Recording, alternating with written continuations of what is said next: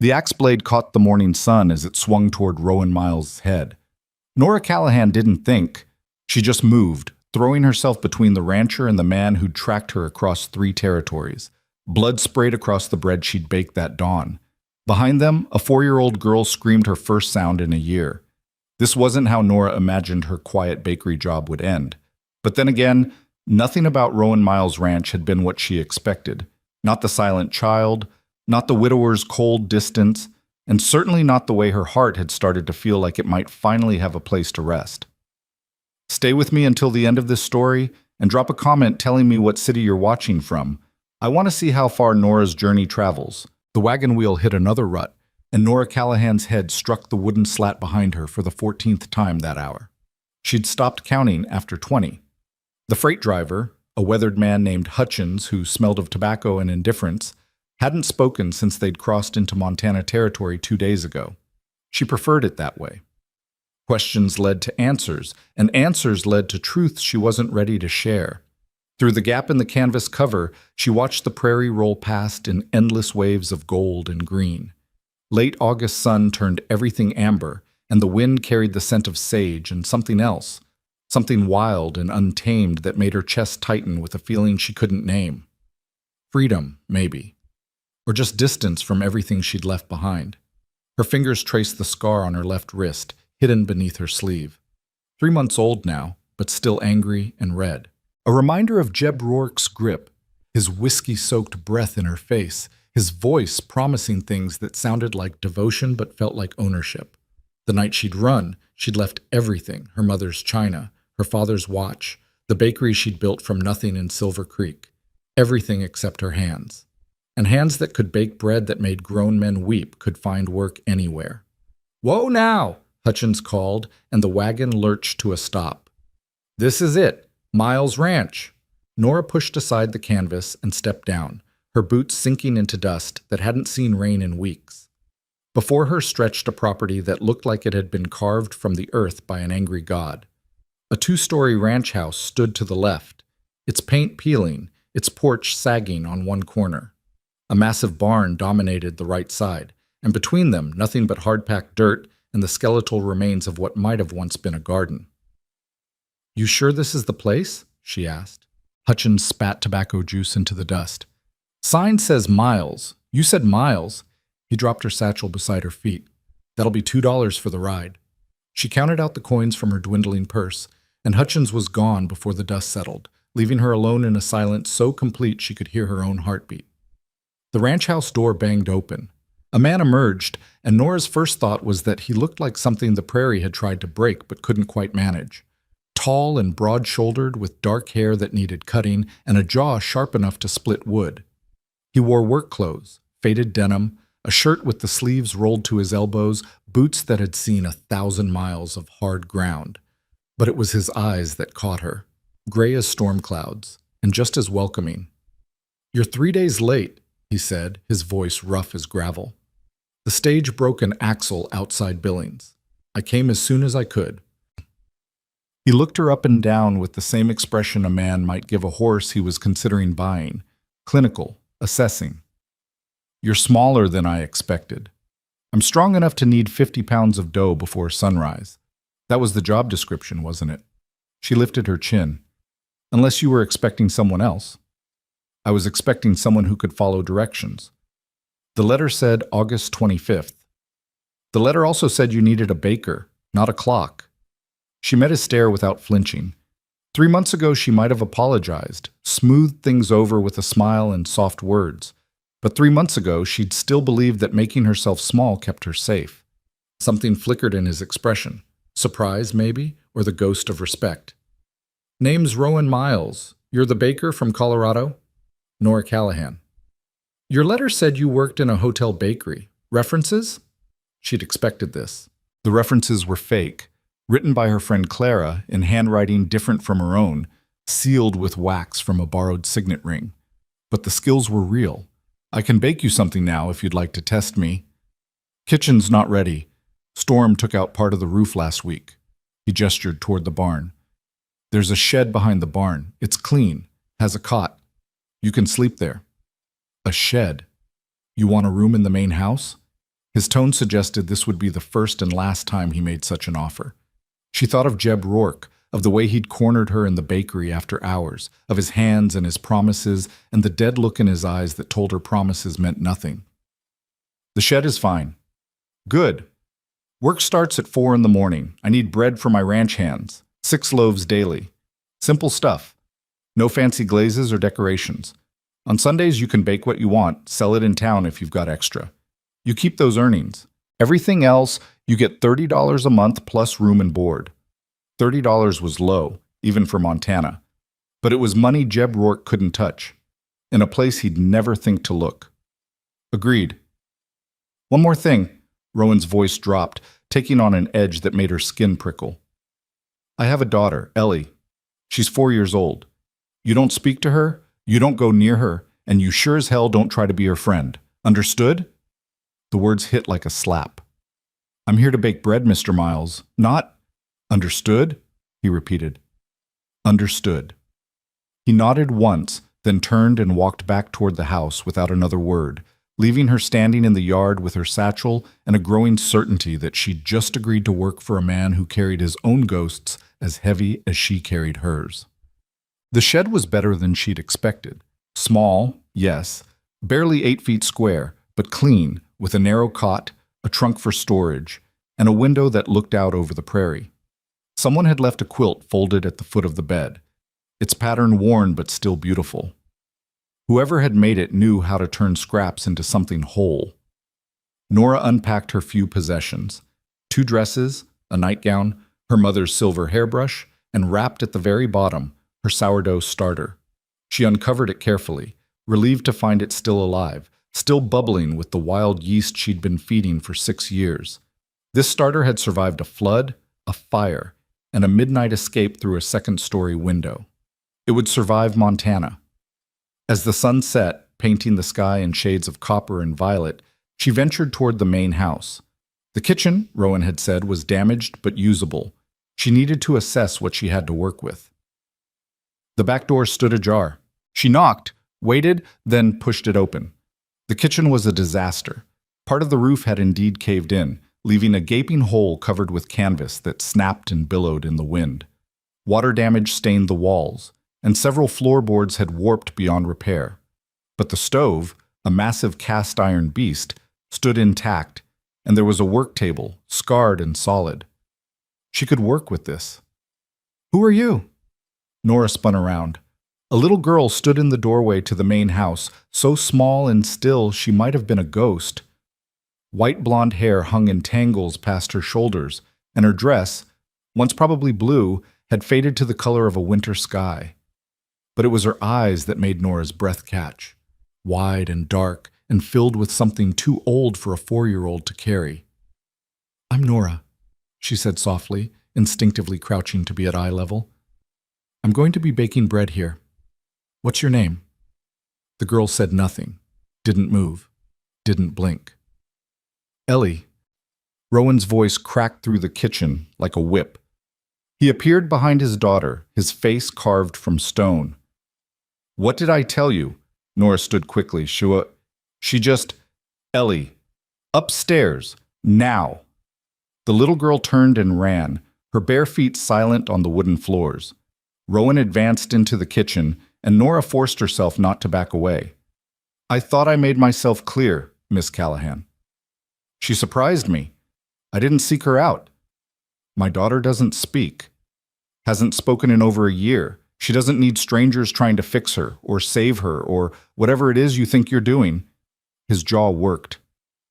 She doesn't need anything except to be left alone. She's 4 years old. She's my daughter. The words came out like broken glass. You work here, you bake, and you stay away from her. That's the agreement. If you can't follow it, you can catch the next wagon out. Nora met his stare, saw the pain beneath the anger, the grief wrapped so tight around him it had become armor. She recognized it because she wore her own version, different in shape but just as heavy. "I'll stay away from her," she said quietly. He studied her for a long moment, then nodded once and left, his boots heavy on the stairs as he went after his daughter.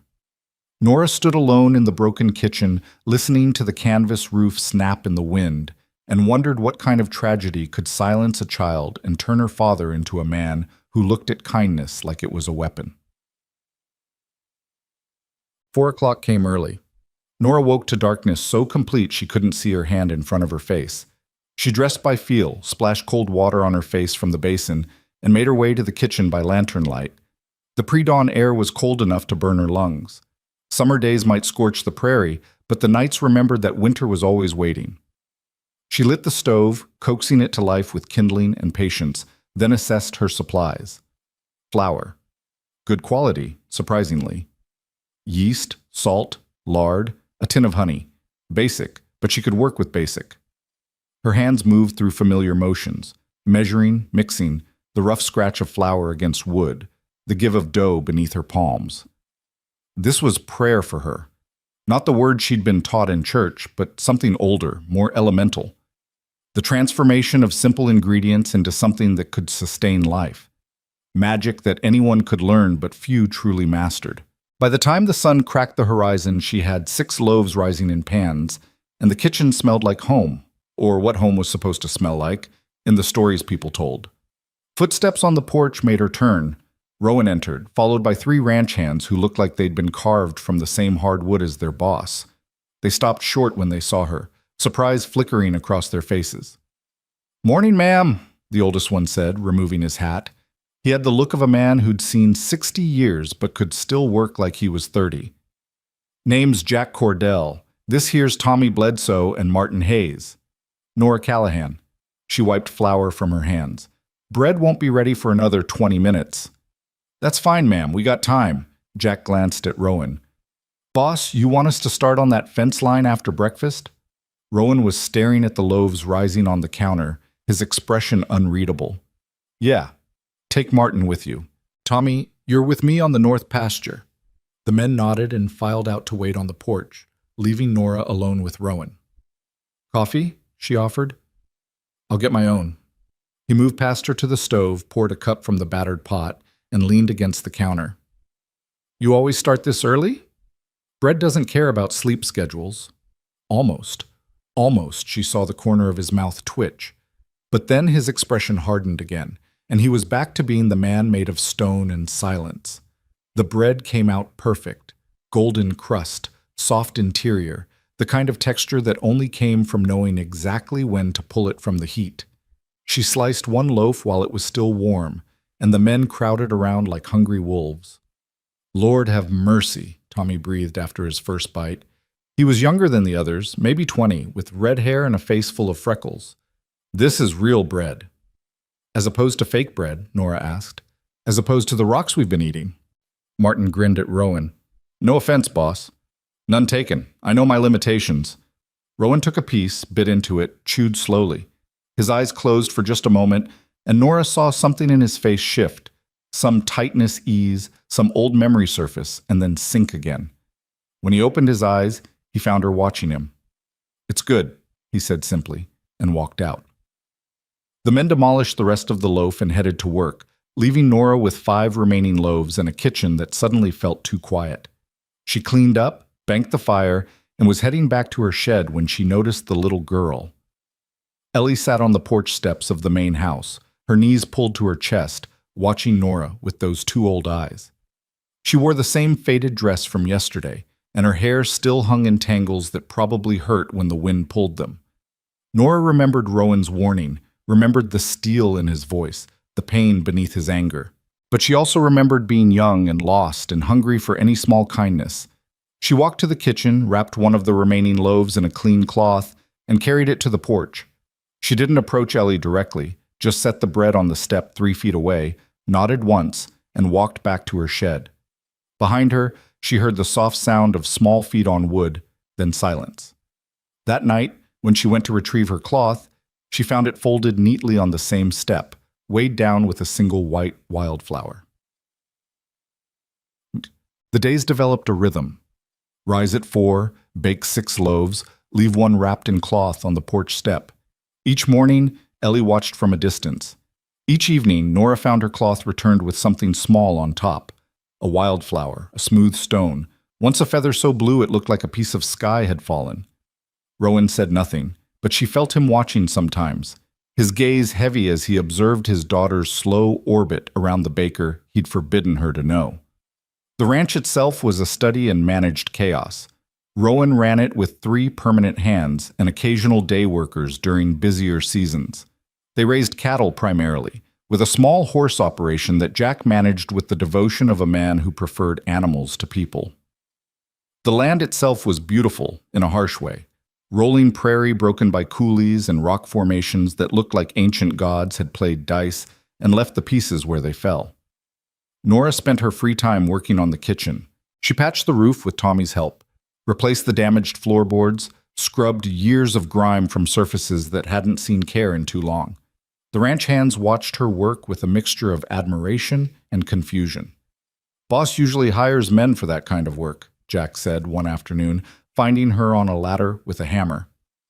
"I'm here. The work needs doing. Seems simple enough." "You're not what we expected." "What did you expect?" He scratched his jaw, looking uncomfortable. "Someone older, I guess. Maybe harder. Boss doesn't usually—" He trailed off. "Doesn't usually what?" "Nothing, ma'am. Just talking out of turn." He handed her a nail. "You need help with that beam?"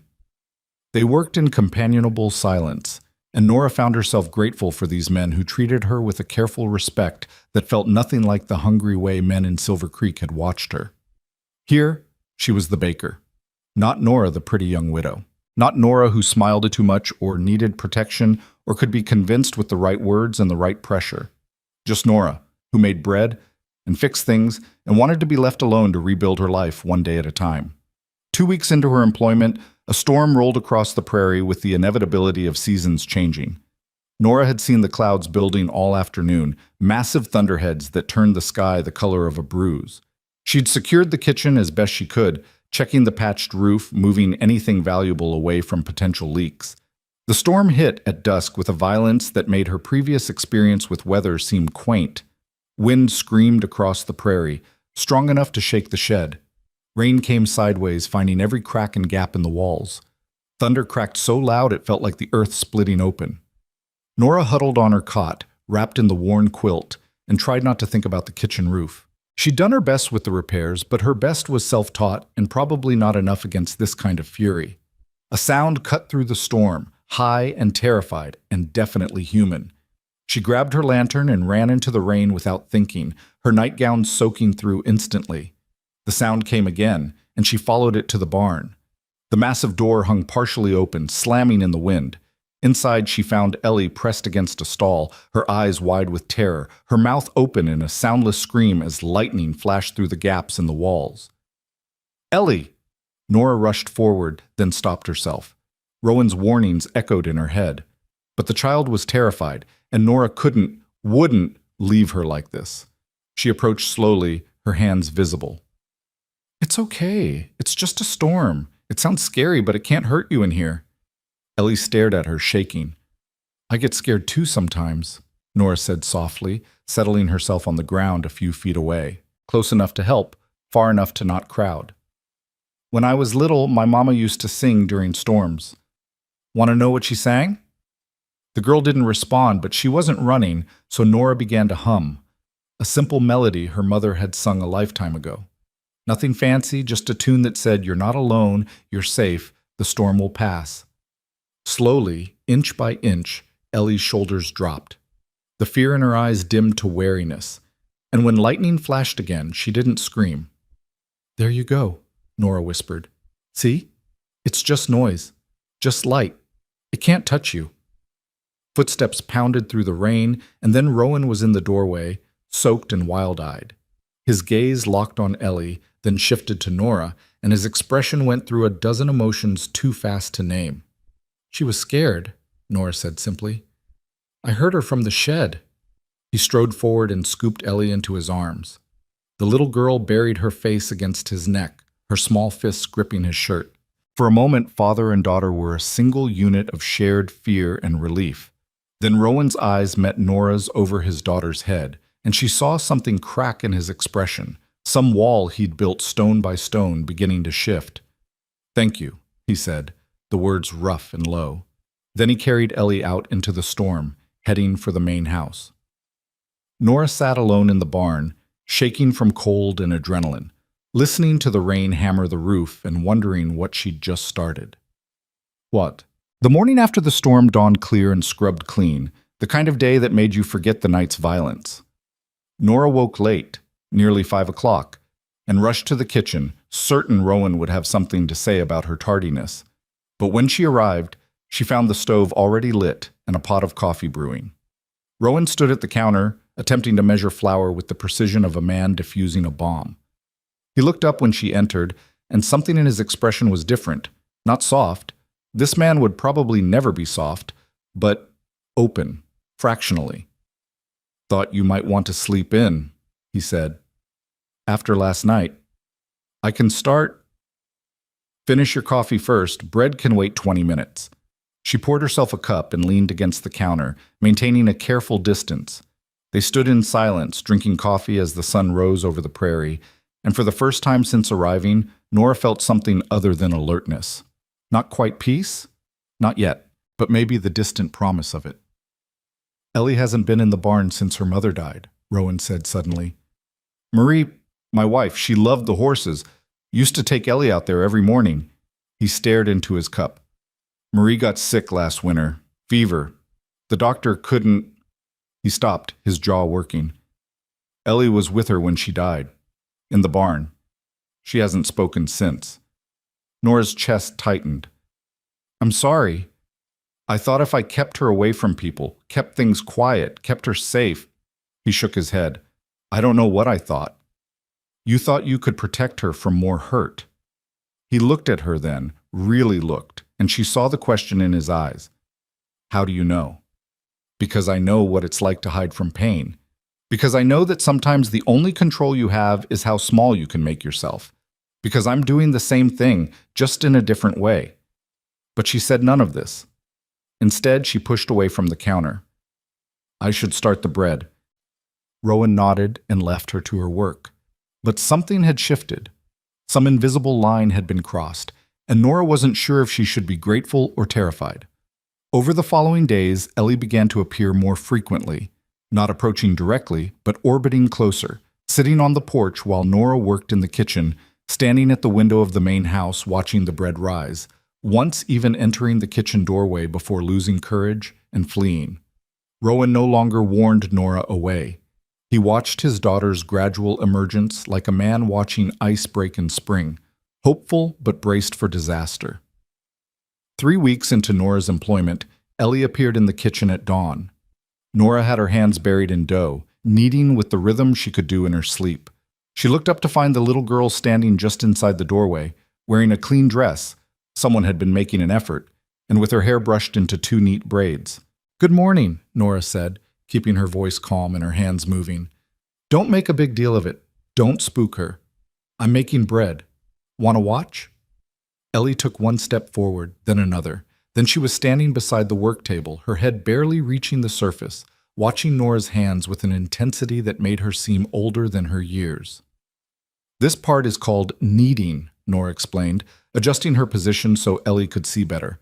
"You fold it, press it, turn it. Fold, press, turn. It makes the bread strong." Ellie's small hand reached out, hovering over the dough. "Want to try?" Nora asked. The little girl nodded, the first clear response Nora had seen from her. She tore off a small piece of dough and placed it in front of Ellie. "Just like I'm doing. Fold, press, turn." Ellie's hands were tiny and uncertain, but she mimicked Nora's movements with fierce concentration. The dough stuck to her fingers, refused to cooperate, fought her at every turn. But she didn't give up. They worked in silence, woman and child, flour dusting the air between them like snow. After a while, Ellie looked up at Nora with a question in her eyes and pointed at her own misshapen lump of dough. "What should we make with it?" Nora asked. Ellie nodded. "How about—" Nora shaped her own piece into a rough circle with 4 legs. "A horse?" Ellie's face lit up. The first real expression Nora had seen from her, and she began working her dough with renewed purpose, creating something that looked more like a lumpy star than an animal, but was clearly made with complete devotion. They baked the little horse alongside the regular loaves. It emerged from the oven burnt on one side, doughy on the other, listing at an alarming angle. It was perfect. Ellie picked it up carefully, cradling it like treasure. And for just a moment, so brief Nora almost missed it, her lips curved into something that might have been a smile. Rowan appeared in the doorway, and Nora's heart jumped. But he wasn't angry. He was staring at his daughter like he was seeing her for the first time in a year, and his expression held such naked hope it hurt to witness. Ellie ran to him, holding up her creation, and he dropped to one knee to examine it with the seriousness it deserved. His voice cracked. That's really good, sweetheart. Ellie pressed the bread horse into his hands, and Rowan closed his fingers around it carefully, like it was made of glass instead of flour and water and a little girl's determination. When he looked up at Nora, his eyes were bright with something that might have been tears, and he mouthed two words. Thank you. Nora turned back to her work, her own throat tight, and wondered when exactly she'd stopped being just the baker and become something more complicated, something dangerous, something that felt entirely too much like belonging.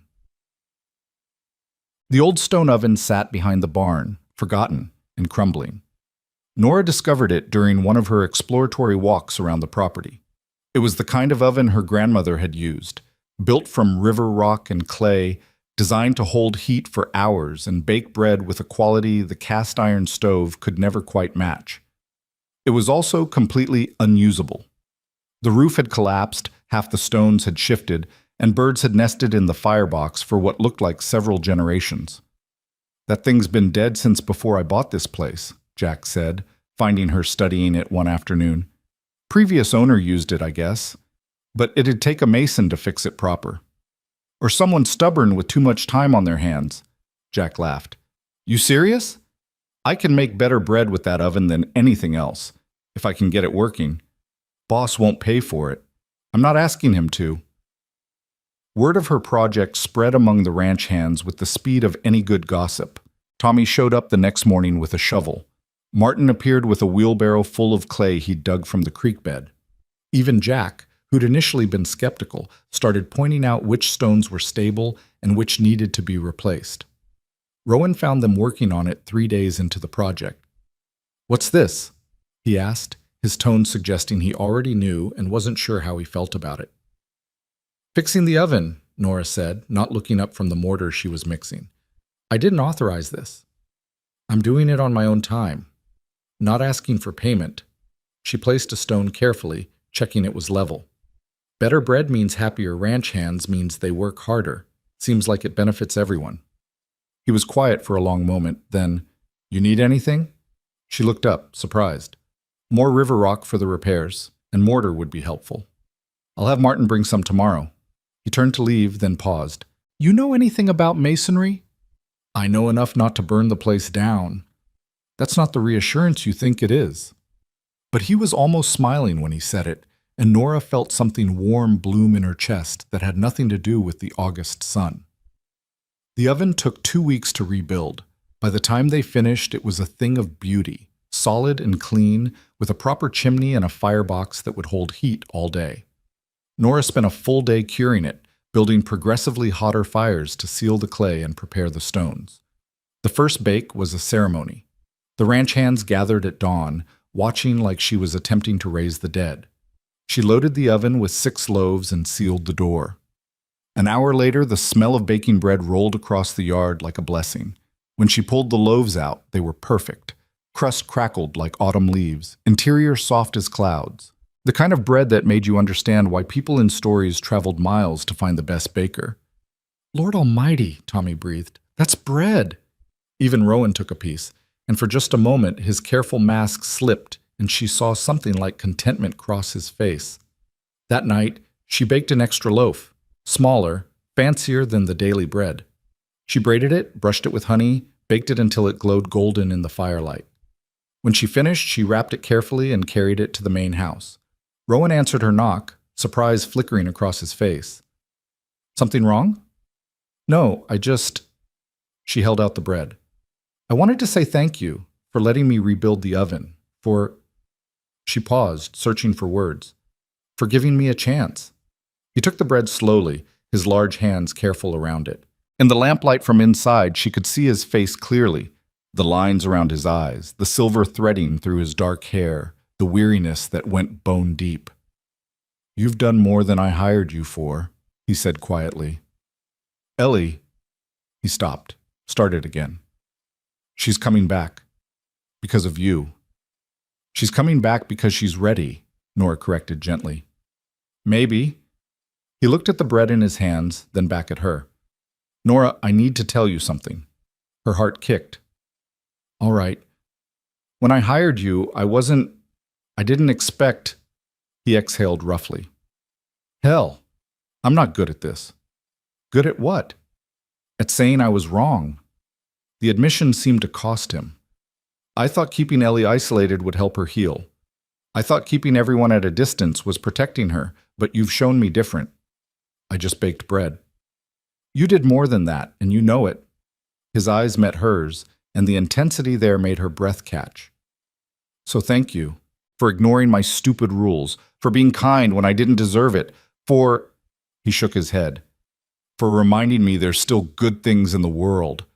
Nora's throat tightened. "Rowan!" A sound from inside the house, glass breaking, followed by Ellie's frightened cry. Rowan spun and ran. Nora followed without thinking, her heart in her throat.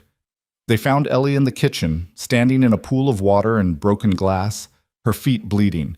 She'd been trying to get a cup from the high shelf and knocked over a pitcher. "Don't move," Rowan commanded, reaching her in 3 strides. He swept her up, carrying her away from the glass, his face pale. "I'll clean it up," Nora said. "You take care of her." She found a broom and carefully swept the glass while Rowan examined Ellie's feet at the kitchen table. The cuts weren't deep, but the little girl was shaking, tears streaming silently down her face. "Shh, sweetheart, it's okay," Rowan murmured, his voice gentler than Nora had ever heard it. "Just a little cut. We'll fix it." Nora brought clean water and bandages, and between them, they cleaned and wrapped Ellie's feet. The little girl bore it with the kind of stoic silence that spoke of too much experience with pain, and Nora had to look away from the trust in those dark eyes. When they finished, Ellie reached out and grabbed both their hands, her father's in her left, Nora's in her right, and held on like she was trying to physically bind them together. Rowan's eyes met Nora's over his daughter's head, and something passed between them. Not words, not even acknowledgement. Just a moment of shared understanding that this broken, healing, complicated thing they were building mattered. "Let's get you to bed," Rowan said to Ellie. He stood, lifting her carefully, then paused. "Nora, stay. Please. Just until she falls asleep." So Nora followed them upstairs to a room she'd never seen. A little girl's bedroom with faded wallpaper and a bed covered in quilts. Rowan tucked Ellie in with practiced care, and Nora sat in the chair beside the bed, humming the same tune she'd sung during the storm. Ellie's eyes drifted closed, her breathing deepened, and slowly her small hand released its grip on Nora's fingers. Rowan stood at the doorway, watching.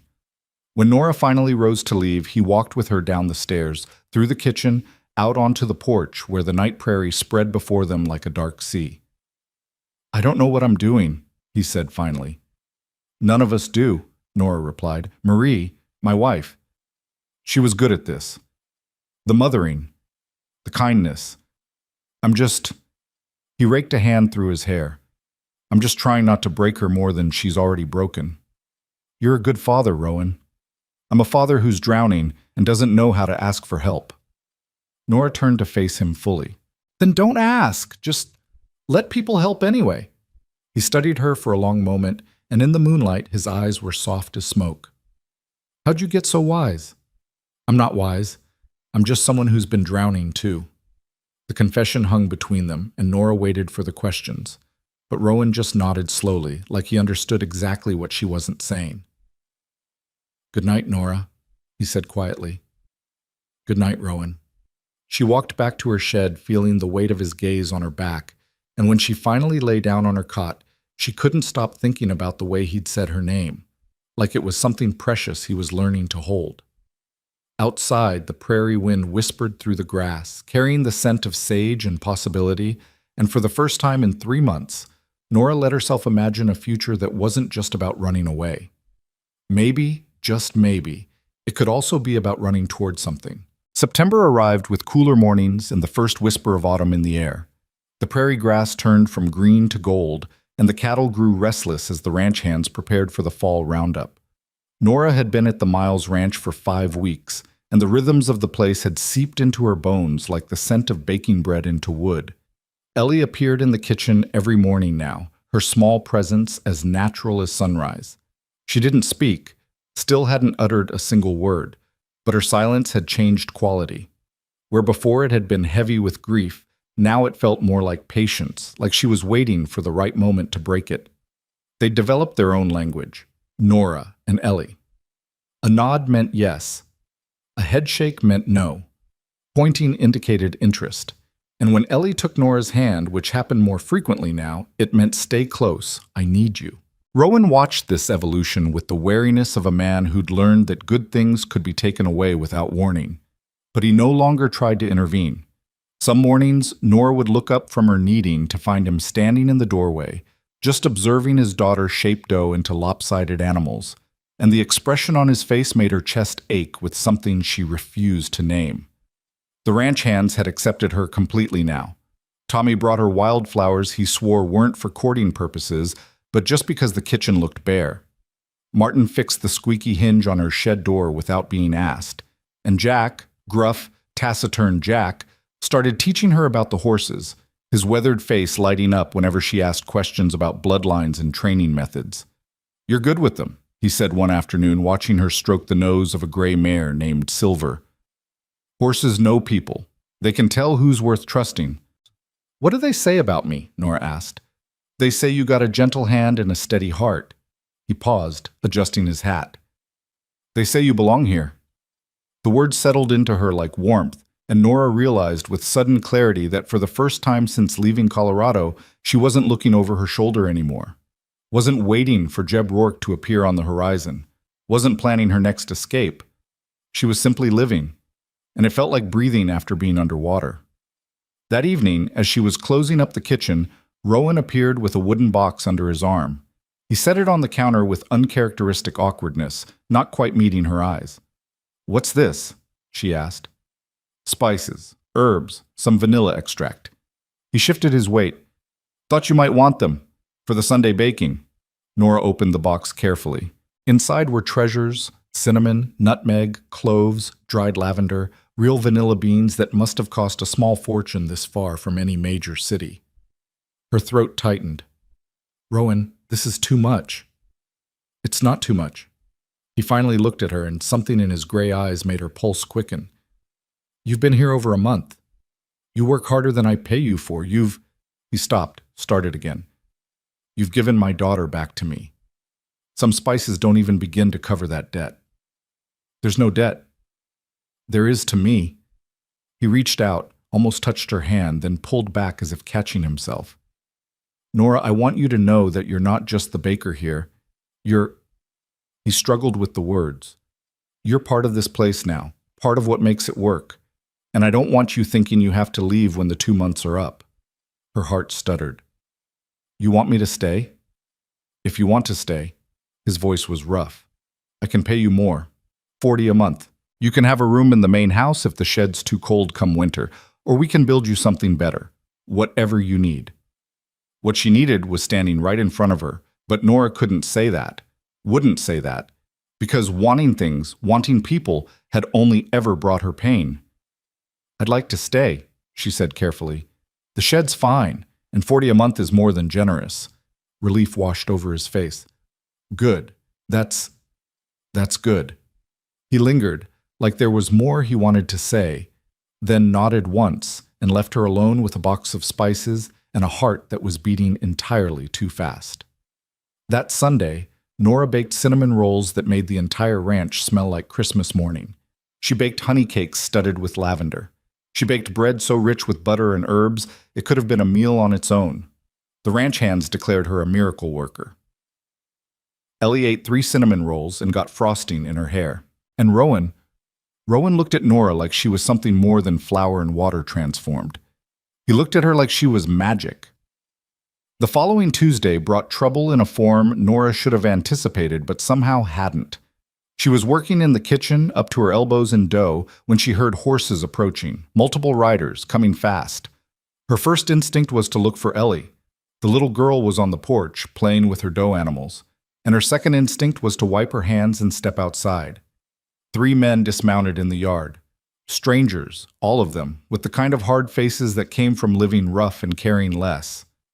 The one in front was tall and lean, with a scar running from his eyebrow to his jaw and eyes like chips of flint. "Help you, gentlemen?" Jack appeared from the barn, his hand resting casually on the gun at his hip. "Looking for Rowan Miles," the scarred man said. "What's your business?" "Our business is with Miles, not his hired help." Tommy and Martin materialized from different directions, and Nora felt the air tighten with potential violence. She moved instinctively toward Ellie, positioning herself between the child and the strangers. Rowan emerged from the barn leading a horse, and his entire body went taut when he saw the visitors. "Garrett." "Miles." The scarred man smiled, but it was the kind of smile that promised pain. "Been a while." "Not long enough." Rowan handed the horse's reins to Martin and walked forward, his movements deliberate. "You're not welcome here."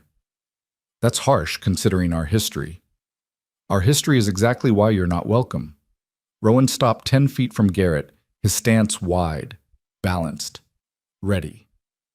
"Say what you came to say and get off my land." Garrett's eyes drifted past Rowan to the house, to the porch, to where Nora stood with her arm around Ellie. His smile widened. "Heard you got yourself a new wife. Didn't take you long." "She's not my wife. She's my baker." The words came out flat and hard. "And she's none of your concern." "Pretty thing. Your taste improved." Garrett's gaze lingered on Nora in a way that made her skin crawl. "Though I gotta say, Miles, you always did have a talent for finding women who don't belong in places like this." Rowan took a step forward, and Jack immediately moved to flank him. "You've got 5 seconds to state your business before I have you removed."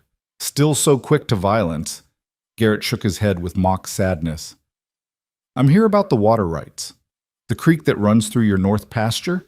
Turns out part of it's on disputed land, and I'm the one disputing it." "Bullshit. That land's been Miles' property for 20 years. Got a surveyor who says different. Got papers, too, all legal and proper." Garrett pulled a document from his coat. "Says that creek and about 50 acres around it are actually public land, which means I can file a claim. Which means, come next month, you're going to have neighbors." The silence that followed was sharp enough to cut. Nora could see the calculation happening behind Rowan's eyes, the way his jaw worked as he fought to control his temper. "You don't want that land," Rowan said finally. "You want money. How much?" "Now there's the Miles I remember. Always willing to buy his way out of trouble." Garrett folded the papers back into his coat. $500, and I'll forget all about my claim. That's robbery. That's business." Garrett swung back onto his horse. "You got 2 weeks to decide. After that, I file the claim, and you can fight it in court, which will cost you a lot more than $500, I reckon." He tipped his hat to Nora with exaggerated courtesy. "Ma'am, pleasure seeing such a pretty face out here in the middle of nowhere. You ever get tired of playing house with a broken man and his broken kid? You know where to find better company." Rowan moved so fast Nora barely saw it. One moment he was standing still, the next he had Garrett by the boot, yanking him half out of his saddle. "You ever talk about my daughter again, there won't be enough of you left for a grave. Understood?" Garrett's companions reached for their guns, but Jack and the others were faster. The yard erupted into a tense standoff, everyone armed, everyone ready. "Understood," Garrett said through gritted teeth. Rowan released him, and Garrett righted himself in the saddle, his face flushed with anger and embarrassment. 2 weeks, Miles. Then we're neighbors whether you like it or not." The 3 men rode off, leaving a wake of dust and fury. Rowan stood in the yard, his hands clenched into fists, breathing hard. The ranch hands gave him space, their expressions grim. They'd all heard the threat. They all knew what it meant. Nora walked over slowly, still holding Ellie's hand. "Who was that?" "Garrett Hayes. Known him since we were kids." Rowan's voice was flat. "He's a liar, a cheat, and a man who holds grudges like other people hold religion." "What's this really about?" He looked at her, and she saw something dark and old moving behind his eyes. It's about Marie, my wife. He exhaled roughly. Garrett wanted to marry her. I married her instead. He's hated me for 15 years because of it. And now he's using the law to punish you. Now he's using the law to take everything I built. Rowan crouched down to Ellie's level, managing a smile that didn't reach his eyes. Hey, sweetheart. You okay? Ellie nodded, but her face was pale, her earlier happiness completely erased. Go inside with Nora. I need to talk with the men. But Ellie shook her head and wrapped her arms around her father's neck, holding on tight. Rowan's eyes closed briefly, and when he lifted her, it was with the careful tenderness of a man holding the only thing that mattered. All right, he murmured. All right, you can stay. The ranch hands gathered around, and Nora stepped back to give them privacy. But Rowan stopped her with a look. You should hear this too. So she stayed, listening as they discussed options. The land claim was probably bogus, but proving it would require lawyers and time and money Rowan didn't have. $500 was a fortune, but losing the water rights to the north pasture would cripple the ranch. I got about 100 saved, Jack offered. You can have it. I got 50, Tommy added.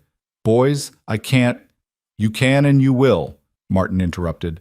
This ranch is our home too. We're not going to stand by while some bastard takes it from us. Rowan's throat worked. That still leaves 300 I don't have. What about selling some cattle? Nora asked. Market's down. I'd have to sell at a loss, and even then... He shook his head. It's not enough time. They talked in circles for another hour, but no solution emerged. Eventually the hands drifted back to work, their faces troubled, and Rowan carried Ellie inside, leaving Nora alone in the yard with her thoughts spinning. $500. It might as well have been 5,000. But as she walked back to the kitchen, an idea began to form. Dangerous. Probably stupid. But possible. She had skills. She had an oven that could produce bread better than anything in 3 counties. And she had exactly 2 weeks. That night, after Ellie was asleep and the ranch had gone quiet, Nora knocked on the door of the main house. Rowan answered, looking exhausted. He'd removed his shirt, and she could see the tension in his shoulders, the weariness carved into every line of his frame. Something wrong? He asked. I want to help. Nora, let me finish. She took a breath. I can bake. You've seen what I can do. What if I took orders? Special breads, cakes, pastries. There's a town 20 miles south, Copper Ridge. It's bigger than the local settlement, has more people with more money. I could sell there. That's a good thought. But even if you sold out every day, you couldn't make $300 in 2 weeks.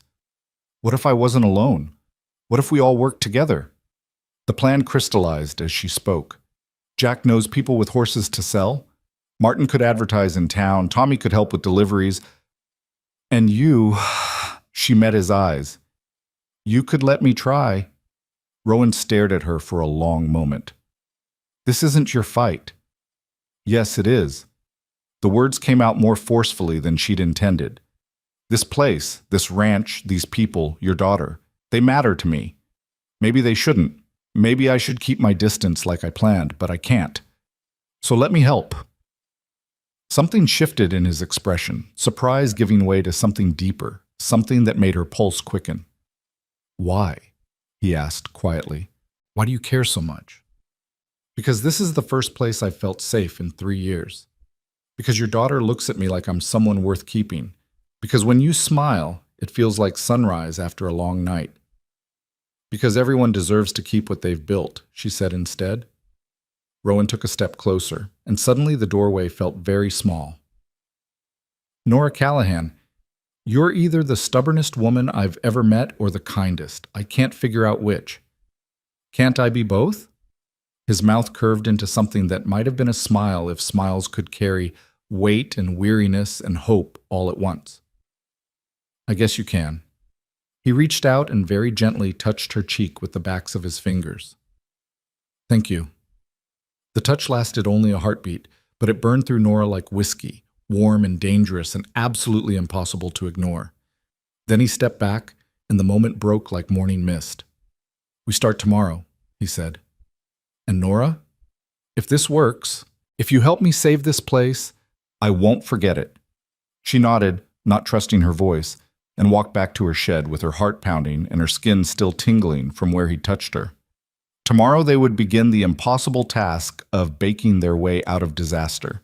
Tonight, she would lie awake wondering when exactly she'd stopped running from her past and started building toward a future that included a broken man, his silent daughter, and a ranch that felt more like home than anywhere she'd ever lived.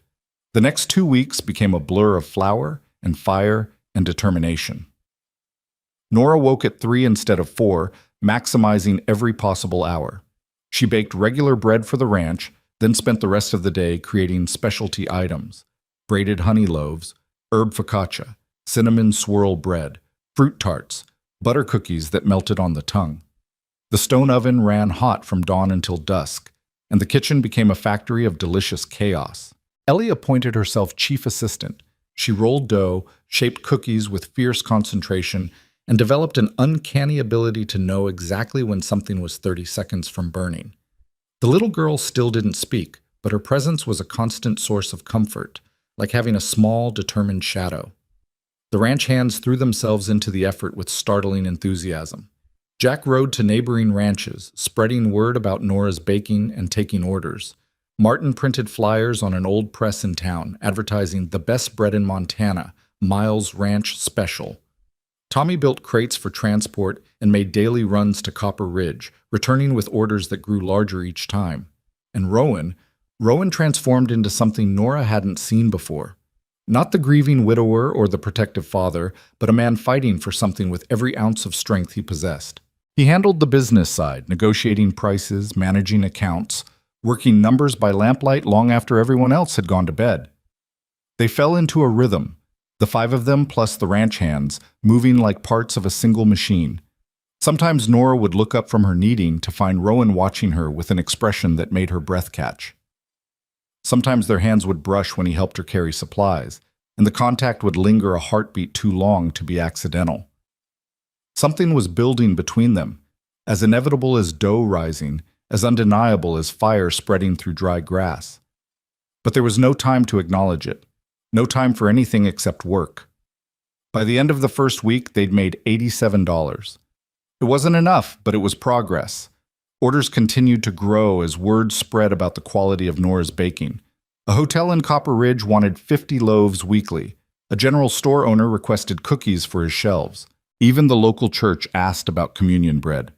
"We might actually do this," Tommy said one evening, counting the day's earnings with wonder in his voice. "Don't celebrate yet," Jack warned. "We still got a week and over 200 to go." But hope had taken root. Nora could feel it in the way Ellie smiled more readily, the way the ranch hands worked with renewed purpose, the way Rowan's shoulders didn't carry quite as much tension. On the 10th day, disaster struck. Nora was loading the morning bake into the stone oven when a gust of wind, stronger than usual, sharp with the promise of an early storm, caught the door and slammed it shut on her hand. She heard the crack before she felt the pain. Then agony exploded up her arm in a white, hot wave. She bit back a scream and wrenched her hand free, cradling it against her chest. The door had caught her fingers at an angle, and she could already see swelling starting, could feel something grinding wrong in her hand when she tried to flex it. "Nora?" Ellie stood in the doorway, her eyes going wide with fear. "I'm okay, sweetheart. Just go get your papa, quickly." The little girl ran, and Nora sank onto the ground, breathing hard, trying to assess the damage. She could move her thumb. Her index finger responded sluggishly, but her middle and ring fingers were already swelling, already turning colors that suggested something had broken, or at least badly bruised. Rowan appeared at a dead run, with Ellie on his heels and the ranch hands close behind. He dropped to his knees beside Nora, his face going pale when he saw her hand. "Let me see." She extended her arm, and he examined her fingers with gentle precision that belied his obvious panic. When he touched the middle finger, she couldn't suppress a gasp of pain. "Might be broken," he said grimly.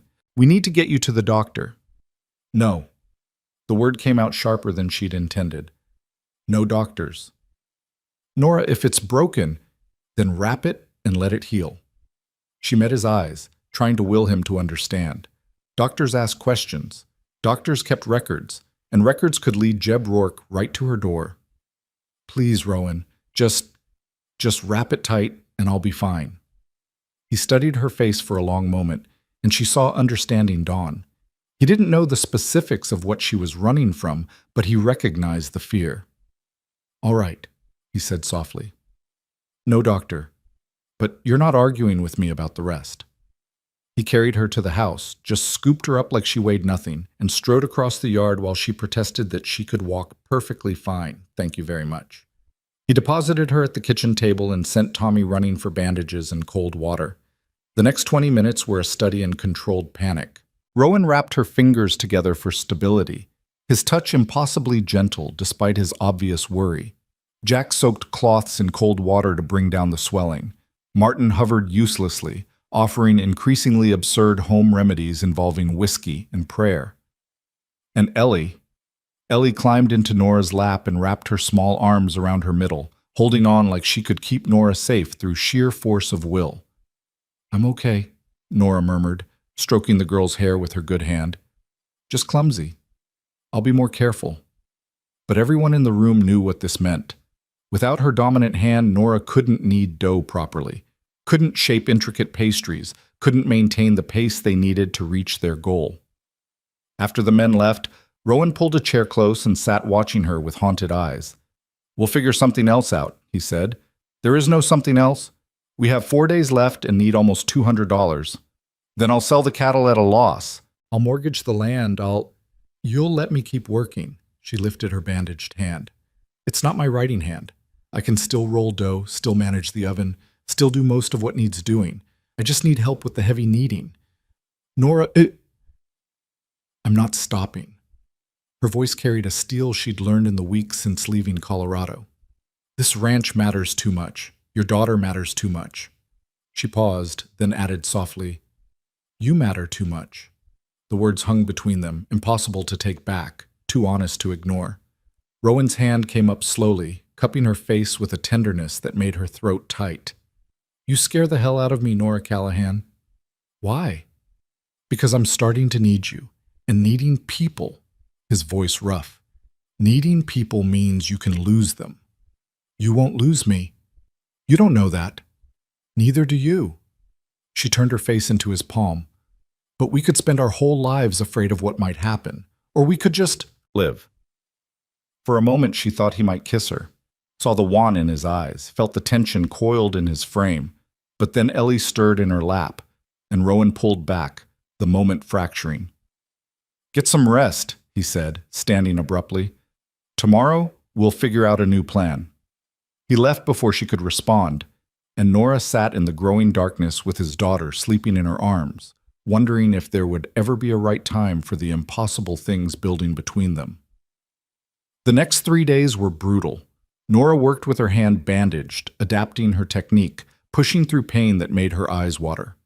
Rowan took over the heavy kneading, his larger hands awkward with the dough, but learning quickly. Ellie became quality control, tasting everything with the serious expression of a professional critic, and somehow, impossibly, they maintained their output. Orders kept coming. The hotel increased their request to 75 loaves. A wealthy rancher's wife wanted an elaborate birthday cake for her husband. The church commissioned bread for a wedding. By the 13th day, they'd reached $430. By the 14th day, the last possible day, they had $487, $13 short. They gathered in the kitchen at sunset, all of them exhausted, flour-dusted, running on determination, and not much else. We could ask for more time, Martin suggested. Garrett won't give it, Rowan said flatly. He wants this land. The money's just his way of making it legal. Then we go to Copper Ridge tonight, Tommy said. I'll ride hard, see if anyone's buying. It's too late. Stores are closed.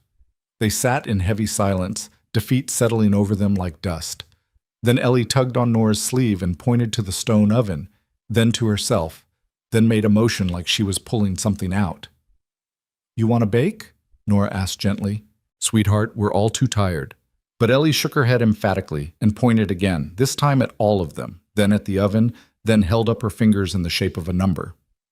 She's saying we should bake something special, Jack said slowly. Something worth the last $13. Understanding bloomed on Rowan's face. The wedding, it's tomorrow.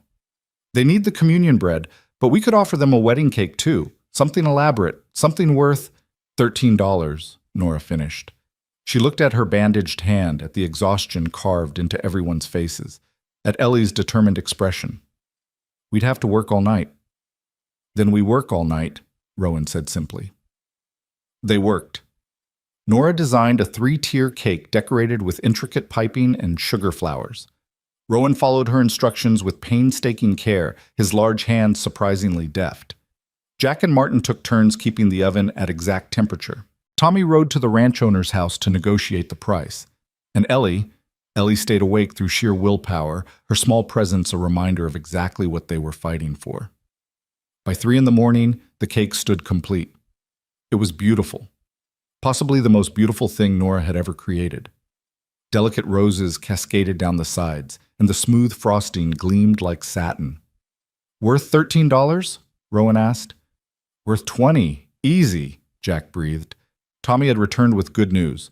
The bride's mother had agreed to $15, so moved by their story that she'd added extra.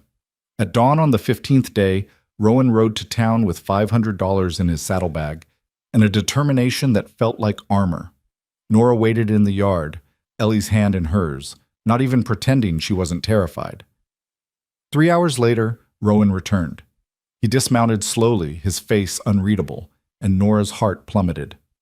They'd failed. After everything, Then he smiled. Actually smiled, his whole face transforming with it. It's done. The land is ours. Garrett's claim is void. The ranch erupted. Jack let out a whoop that scattered the chickens. Tommy and Martin embraced, laughing like children. Ellie jumped up and down, her face split by the widest grin Nora had ever seen. And Rowan walked straight to Nora, pulled her into his arms, and held her like she was the only solid thing in a spinning world. We did it, he murmured into her hair. You did it. We all did it, she corrected, but her voice was muffled against his chest, and her good hand was fisted in his shirt, and she couldn't remember the last time something felt this right. When he finally pulled back, his eyes were bright, and he looked years younger than he had just hours before. Tonight, he said, tonight we celebrate. No work, no worry, just being. That evening, they gathered around a bonfire in the yard. Jack produced a fiddle from somewhere and played old songs that made everyone's feet tap. Martin told increasingly embellished stories about the 2 weeks ordeal. Tommy attempted to dance and nearly fell into the fire. And Ellie laughed. The sound was rusty, like something unused for too long. But it was real and pure, and it made everyone stop and stare at the little girl who hadn't made a sound in over a year. Rowan's eyes filled with tears, and Nora had to look away from the raw emotion on his face.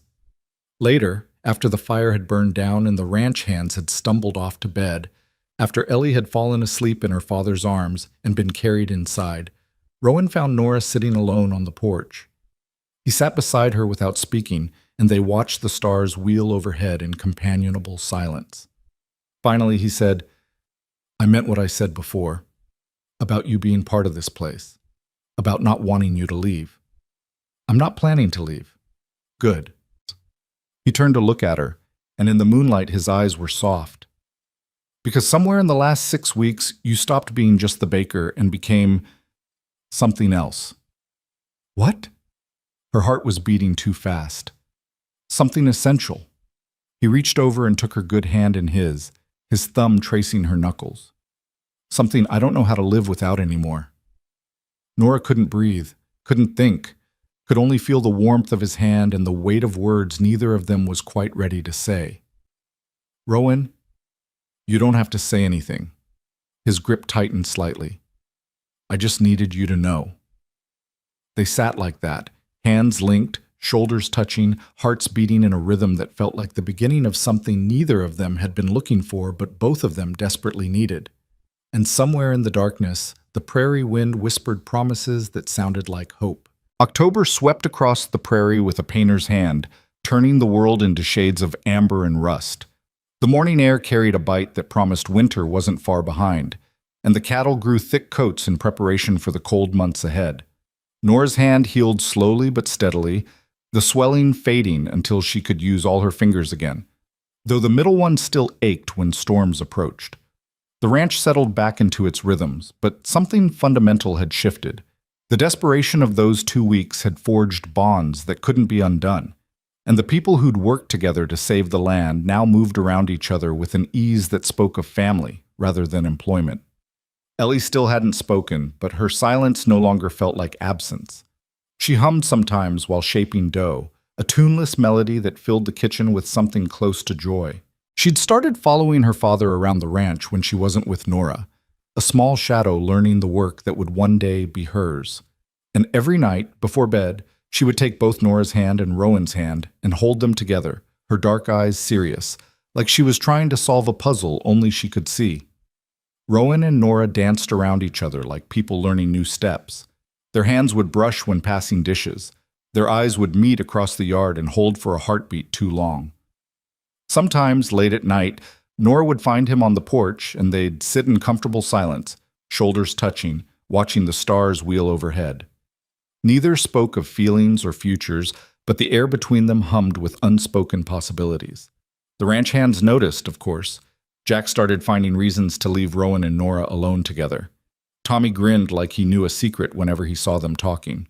And Martin made increasingly obvious comments about how nice it was to see the boss smiling again, until Jack finally told him to shut his fool mouth before he scared off the best thing that had happened to the ranch in years.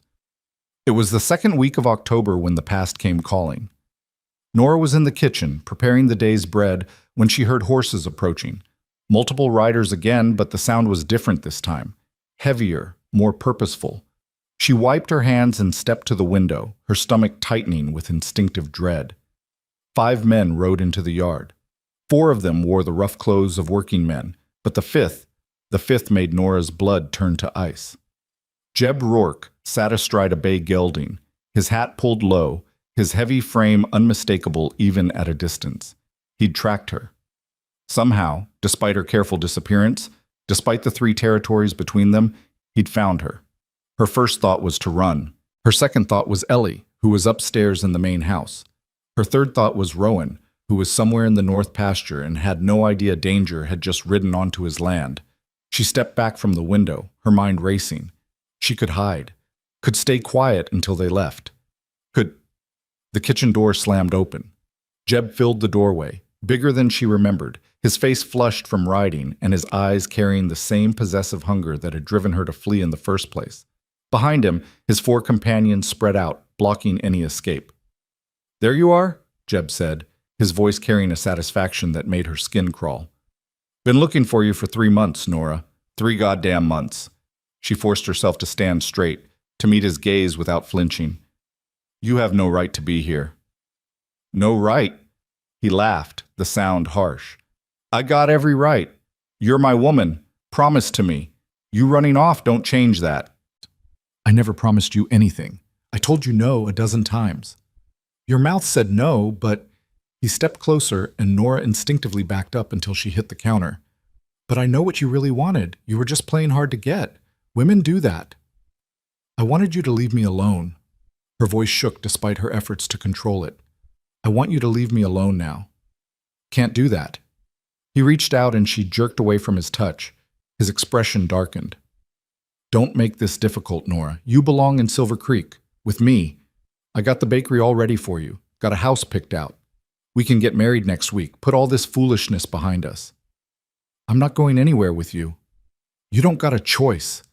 His hand shot out faster than she expected and grabbed her wrist. His fingers dug in hard enough to bruise, and Nora gasped. "I've been patient. I've been understanding, but my patience is done. Let go of me. Not until you shut—" She said let go. Rowan's voice cut through the kitchen like a blade.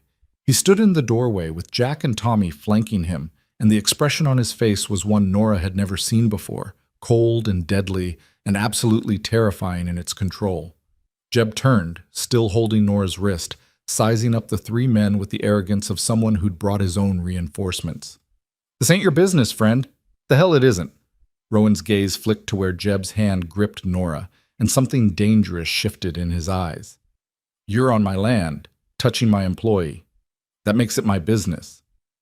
Your employee? Jeb laughed. That's a nice way of putting it.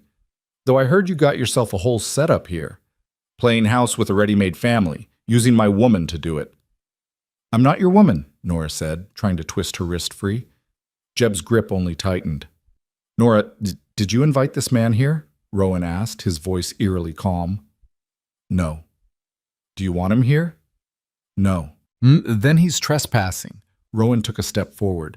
You got 5 seconds to remove your hand from her and get off my property. Jeb sneered. Or what? You gonna fight me? Fight all 5 of us? He gestured to his companions. I got numbers on my side, friend. Numbers don't mean shit when you're in the wrong. Jack's hand rested on his gun. And you're definitely in the wrong. The tension in the kitchen ratcheted up to breaking point. Nora could feel Jeb's anger radiating off him in waves, could see his companions shifting nervously, could sense the violence coiling in the air like a spring wound too tight. Jeb, please, she tried one more time. Just leave. There's nothing for you here. You're here. That's everything. He pulled her closer, and she could smell the whiskey on his breath, could see the obsession burning in his eyes. I love you, Nora. Don't you understand that? Everything I've done for you. That's not love. The hell it isn't. His free hand came up to her face, and she flinched away. I can make you happy. I can give you everything you need. You just gotta stop being so stubborn, and... Rowan moved. One moment he was standing by the door, the next he was across the kitchen, ripping Jeb's hand from Nora's wrist and shoving him back with enough force to send him stumbling. Nora barely had time to register what was happening before Jeb recovered and swung. His fist connected with Rowan's jaw with a crack that made Nora's stomach turn. But Rowan barely moved, just absorbed the hit and came back with his own punch that split Jeb's lip and sent blood spraying across the floor. Then all hell broke loose. Jeb's companions rushed forward, and Jack and Tommy met them with equal fury. The kitchen erupted into chaos, fists flying, bodies slamming into furniture, the sound of breaking wood and shouted curses. Nora pressed herself against the wall, her heart in her throat, watching Rowan and Jeb trade blows with a violence that spoke of something more than just this moment. Rowan was fighting for her, fighting to protect her, fighting with a ferocity that said he'd die before letting anyone take her away. Jeb was bigger, heavier, but Rowan was faster, angrier, and fighting with the kind of desperation that came from having already lost too much. He landed a punch to Jeb's ribs that made the bigger man grunt, then followed with an uppercut that snapped his head back. But Jeb wasn't going down easy. He grabbed Rowan around the middle and they crashed through the table, splintering wood beneath them. They rolled, each trying to gain advantage until Jeb ended up on top, his hands going for Rowan's throat. No! Nora screamed, looking frantically for something, anything.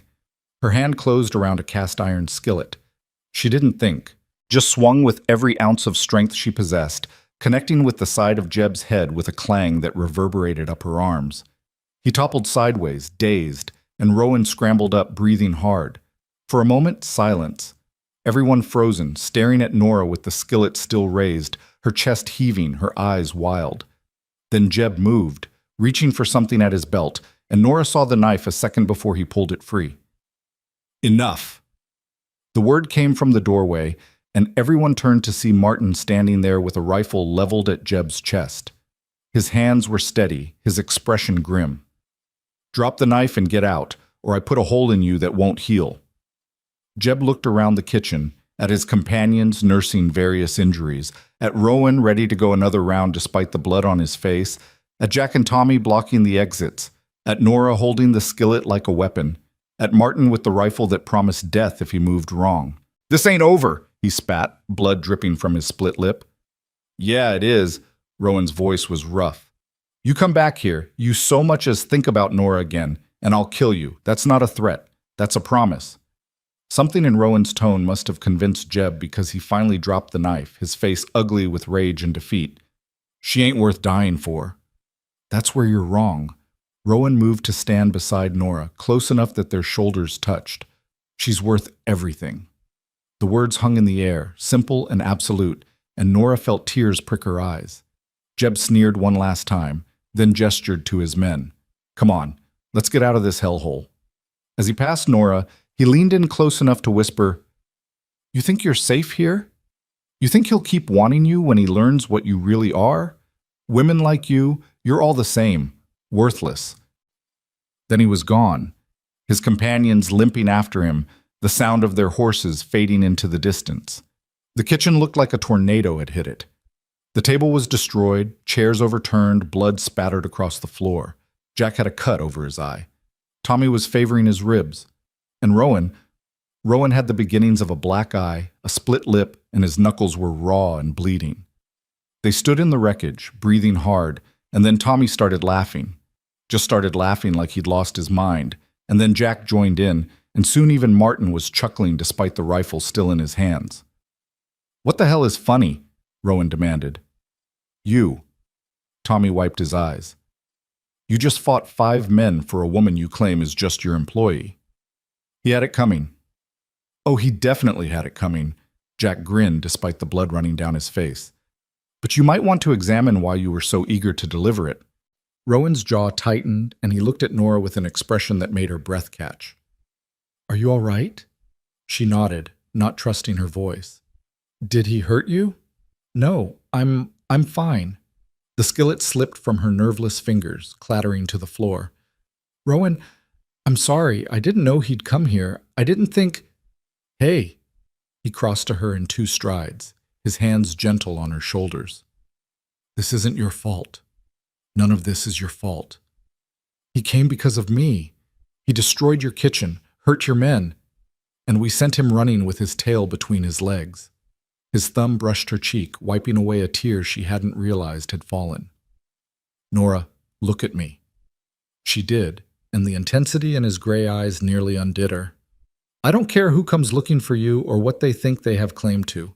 You're under my protection now. Mine." The possessiveness in his voice should have scared her, but instead it felt like safety. "And I protect what's mine." "I'm not yours," she whispered, but the words lacked conviction. "Aren't you?" His hand cupped her face, his touch impossibly gentle despite his battered knuckles. "Because it sure as hell feels like you are. Feels like you have been for weeks now, and I've just been too scared to say it." Nora's heart hammered against her ribs. "Rowan." A small gasp from the doorway made them both turn. Ellie stood there, her face pale, her eyes wide with fear. She must have heard the fighting, must have hidden upstairs until it was over. Now she stared at her father's battered face, at the destroyed kitchen, at the blood on the floor, and her small body started to shake. "Sweetheart," Rowan started toward her, but Ellie flinched back, and the hurt that crossed his face was terrible to witness. Nora moved without thinking, kneeling down to Ellie's level. "It's okay. Your papa's okay. We're all okay." Ellie shook her head, tears streaming down her face, her mouth opening and closing like she was trying to speak, but couldn't find the words.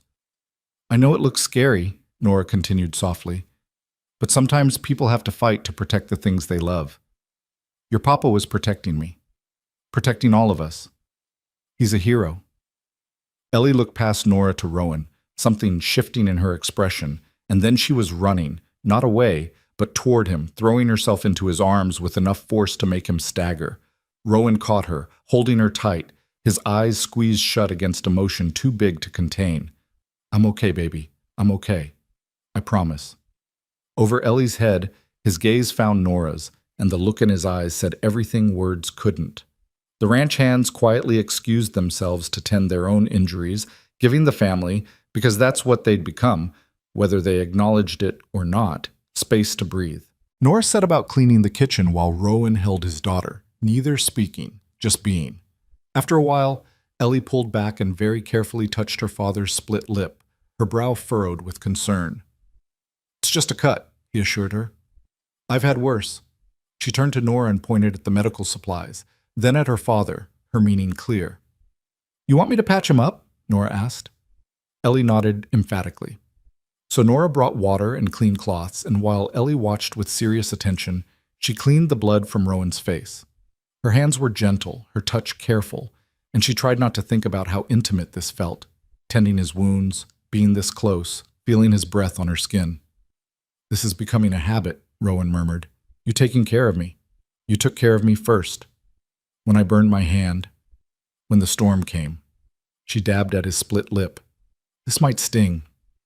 I can handle it.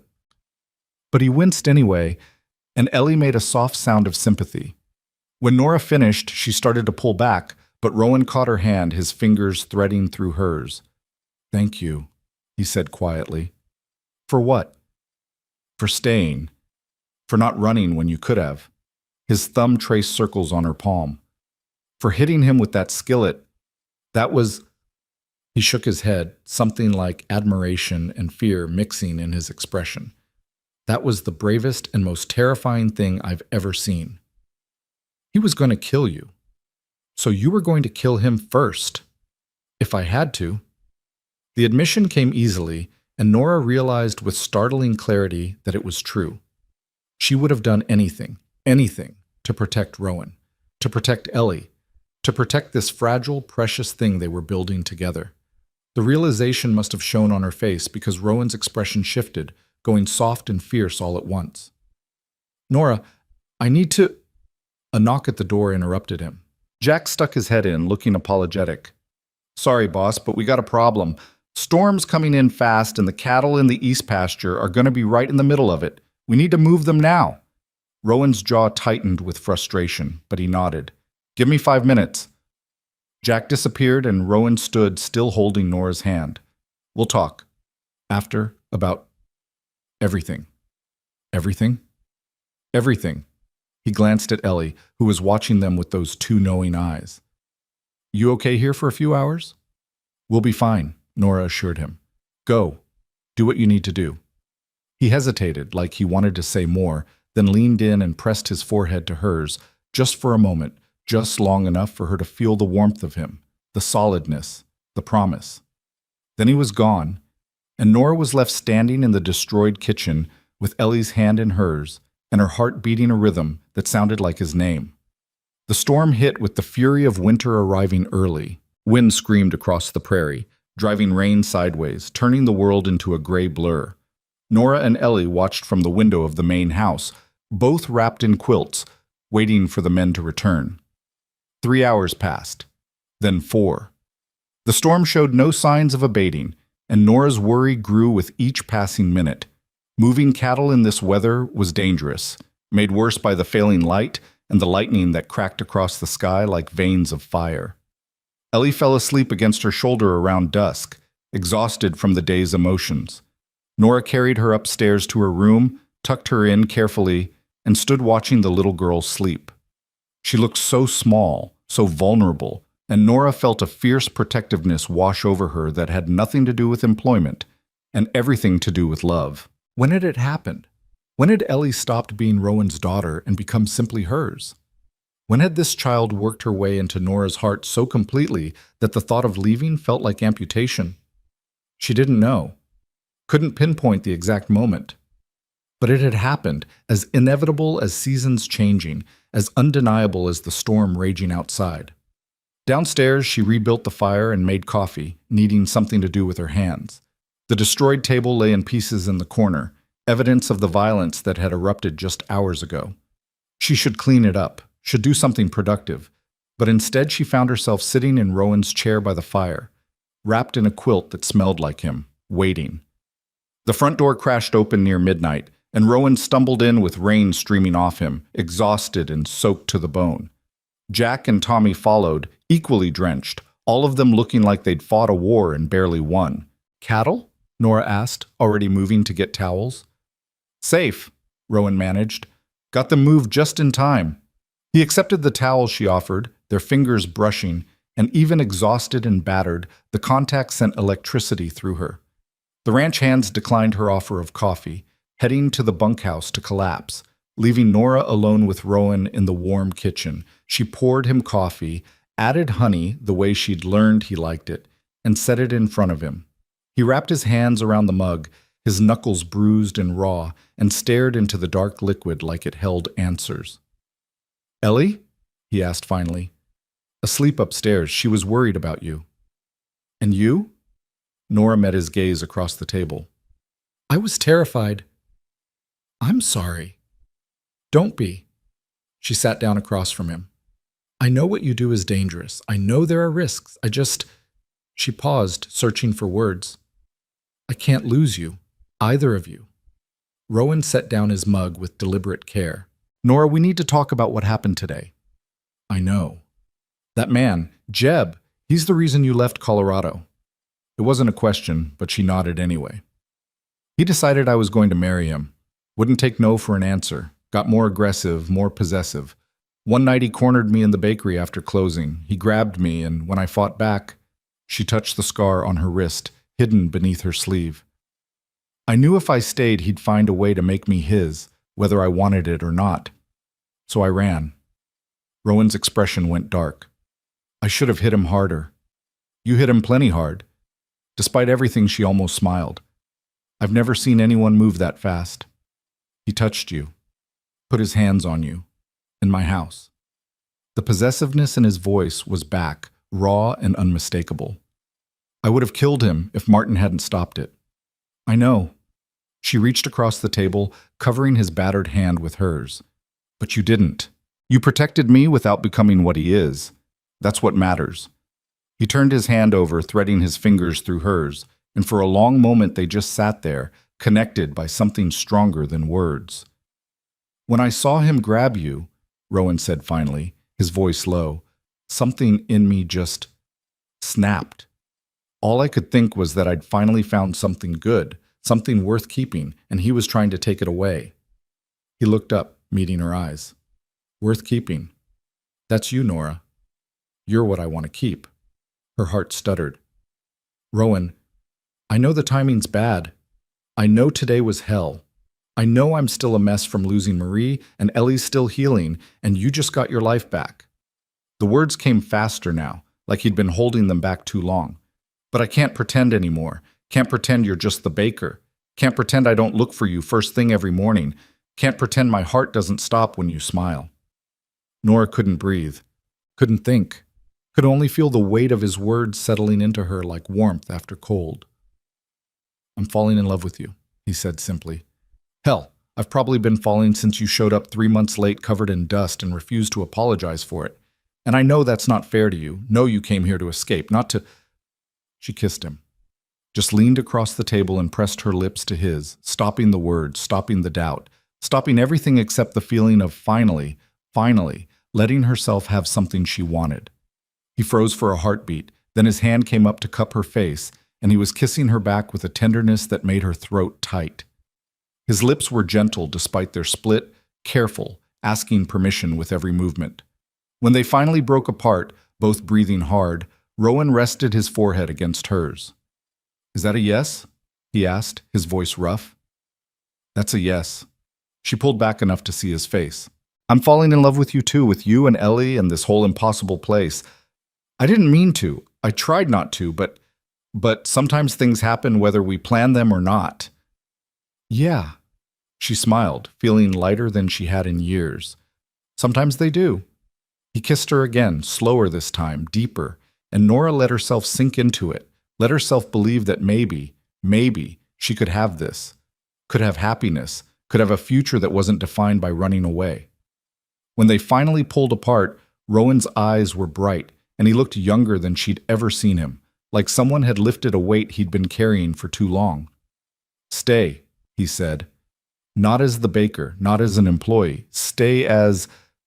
He paused, searching for the right words.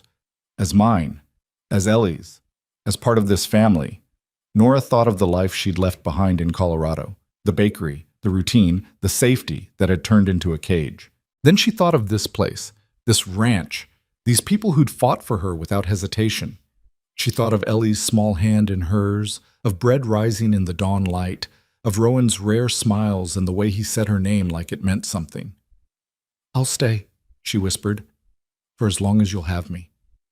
Then that's forever, he said simply, and kissed her again to seal the promise.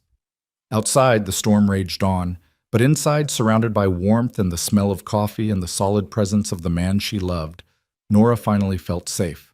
They fell asleep in Rowan's chair, tangled together like people who'd been doing it for years instead of hours.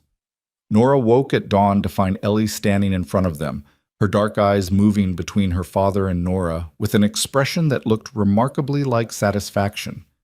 Rowan stirred, his arms tightening around Nora before his eyes opened. When he saw his daughter watching them, he went still. "Morning, sweetheart," he said carefully, like he wasn't sure how she'd react to finding them like this. Ellie looked at them for a long moment. Then she smiled, really smiled, wide and genuine, and climbed into Nora's lap, snuggling between them like she'd been waiting for this exact configuration her whole life. Rowan's eyes met Nora's over his daughter's head, and the wonder in his expression made her chest ache. "I think she approves," Nora whispered. "I think she's been planning this longer than we have," he replied, and there was laughter in his voice, the kind that came from relief and joy and the sheer improbability of happiness. The next weeks passed in a haze of new beginnings. Rowan rebuilt the kitchen table himself, making it sturdier than before, his hands sure on the wood. The ranch hands watched the evolving relationship with barely concealed approval, Jack going so far as to mutter that it was about damn time. Tommy started asking Nora's opinion on things that had nothing to do with baking, treating her like the lady of the house, even though no official declaration had been made. And Martin just smiled his quiet smile and worked harder than ever, like good fortune might be contagious. Nora moved through her days in a state of cautious wonder. She'd bake in the mornings with Ellie at her side, the little girl's presence as natural as breathing. She'd look up to find Rowan watching from the doorway, and the heat in his gaze would make her flush.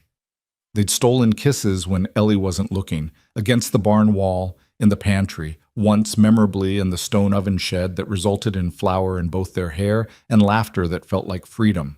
But they were careful, respectful, neither pushing too fast, both aware that Ellie needed to adjust, that the town would talk, that appearances mattered in a place like this. It was killing them both slowly. "We should get married," Rowan said one evening. They were sitting on the porch after dinner, Ellie asleep upstairs, the prairie wind carrying the scent of coming winter. Nora's heart jumped. "That's quite a leap from our first kiss 2 weeks ago." "Is it?" He turned to look at her, his expression serious. "We already live together, work together, raise Ellie together. We already act like we're married. The only difference is the paper and the promise. And those things matter."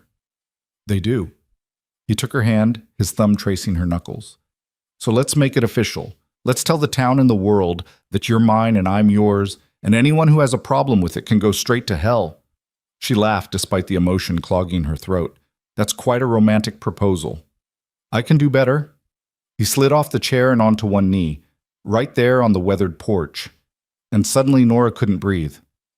"Nora Callahan, you showed up here 3 months late, covered in dust, and changed everything.